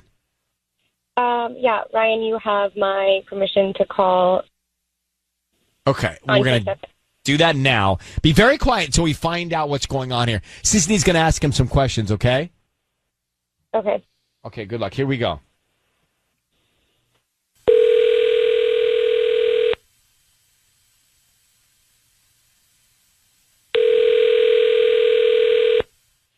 Hello, Hi, I'm looking for Steve. this is Steve. Hi, Steve. My name is Crystal. I'm calling from Norwalk Blooms. How you doing this morning? Good. How are you? I'm good. Thank you for asking. So we're a flower delivery business servicing Norwalk, OC, and Los Angeles areas. And today we're offering a chance for our local residents, specifically right here in Norwalk, for a promotion of a free dozen red roses that you can send to anybody that you'd like. Okay, it's free. Yeah, it's free. I don't need credit card info or any info from you. Truly, just the name of the person you want to send them to and a note. And we can get it out by lunchtime today. And we just hope that if you like our arrangements, you refer us to friends and family and obviously come back as a paying customer eventually. But it's just a promotion we do about once a month. Oh, okay. But it doesn't cost anything at all. Not a penny. Okay. Well, all right. I'll do that. Okay, great. What's the name of the person you want to send them to? Let's see. Let's send them to Bree. Brie. Yep. Brie. And what would you like to put on the card? I have a different variety of cards. Some are more romantic with hearts and say I love you. I have birthday cards. I have anniversary cards or a blank card. Just a blank card is fine. Okay. What would you like to put on the card? Just put like the cheese. And you don't even have to put my name. She'll know who it's from. Oh, it's like an inside joke. Okay. Yeah. Sounds good. Steve, it is Ryan Seacrest. Your voice is being broadcast on the radio, and we have your wife, Angie, on the phone. Who is Bree? I'm sorry, what is this? Who is Bree? Bree's just a friend I've known since we were kids. I'm sorry, who is this? Well, Angie, do you want to tell him why we're together here on the phone right now? Yeah, because now I'm really confused as to why you'd be sending flowers to another woman and not me. Yeah, I'm trying to figure out if you're cheating on me because of the car that's just been randomly outside of our house multiple times and now is like parking down the street, which is really sketchy. So I'd love for you to explain what's going on. Well, we've already been over this. That's clearly just a nosy neighbor who's just trying to stir stuff up. I don't know what in the world. Steve, why are you sending roses to a woman named Bree, bro? Yeah. Who's Bree? She's just a friend I've known since we were kids. When's the last time you saw her? Oh, I don't know. I don't remember. I don't know. All right, look, Steve. Let me just throw a couple things out at you. So your neighbor is reporting to your wife that there's a blue car in the driveway and now parking down the street on a regular basis. Now you send roses to a woman named Bree. Something's up. So why don't you just tell your wife what's going on? Well, first, this isn't anybody's business right now. I don't know what's going on. I've already discussed this with you, hon. I don't know. I don't know what we're doing, but I'm not doing anything wrong. I didn't, I'm not cheating on you. I didn't do anything wrong. I don't understand what the problem is. I just can't believe you would do this to me. Like, as your wife and partner, I don't. Whoa, hold on. We're not. I mean, I love you, but we're not married. We're not married. You know, you're the one that didn't want to get married in the first place. I was all for getting married. Wait, hold on for a second. You're not married. I thought you were married for 4 years. No, we've been together, but we're not married. I wanted Angie, to get is that married true? You're not a long married? time ago, and she didn't want to. Okay. Hey, whoa. We're not technically married, but we've been together over 4 years, and yeah, I'm pregnant with his baby. So I'm essentially his wife, and he has asked me to marry him before, but that was a long time ago that I denied you in that. Like, that was a long time ago. We're about to move in. Like, we just moved in together. We have a kid. Like, we're married. We would have been married a long time ago if it was up to me. It's not that I haven't wanted to marry you, but we're not married. But now she's pregnant, and you're cheating on her while she's pregnant.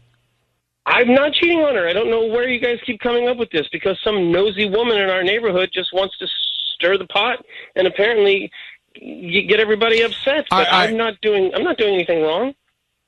All right, look, Angie, I mean, I don't know what to tell you. You didn't tell us that you weren't forthcoming about your relationship, but I would be concerned if you thought Steve was committed to you and he's sending roses to another woman. That would cause concern. That's all we can do right now. Good luck, Angie. Good luck with the baby. Congratulations. Yeah, thanks. And thank you for coming on. Good luck, sweetie. Whew. I'll come back in a second here. What does one do when we're doing Ryan's Roses moments ago, right? And so she told us that her husband, she was married, and that while she was not home, there was a blue car with a woman getting out of that car on a regular basis to go see her husband. Mm-hmm.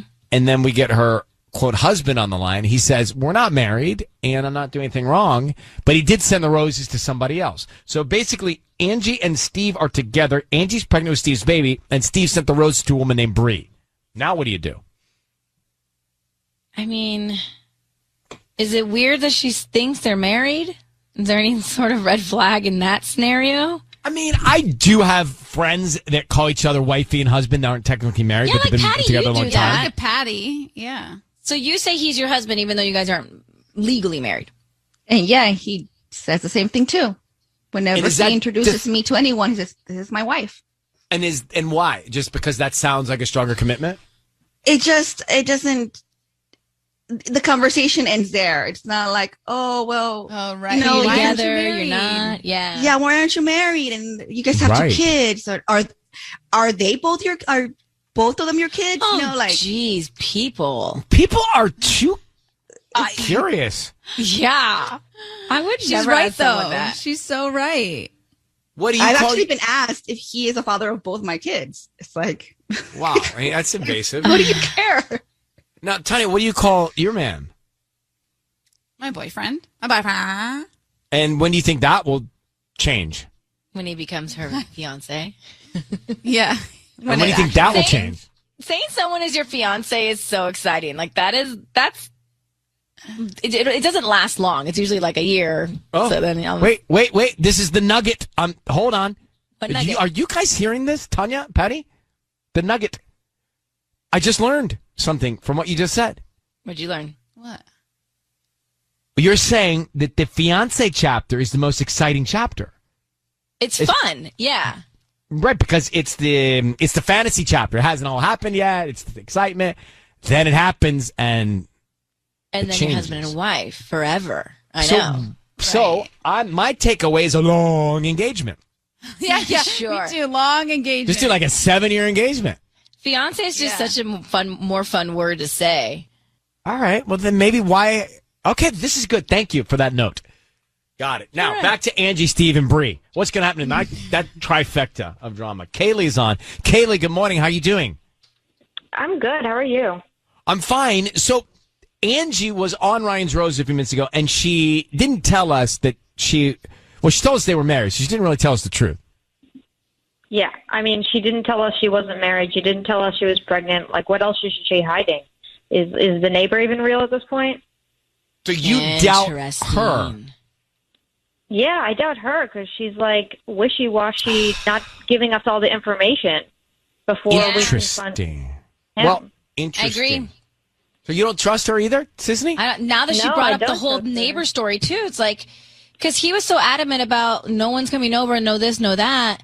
So maybe he's not lying in that case, but maybe there is a Brie. It's just she's not coming over in a blue car. But guys, I'm also saying, hold on. If you're dating somebody and you're sending roses to another person, that's not good either. Yeah, you're out in my book. Yeah, exactly. It's over. All right. I don't know, what man. a bummer. And they have a baby on the way. Kaylee, our takeaway I do takeaway believe him, though. is fiance's a better title. That's our takeaway. The engagement is the honeymoon period. That's our takeaway. All right. Thank you, Kaylee, for listening to us.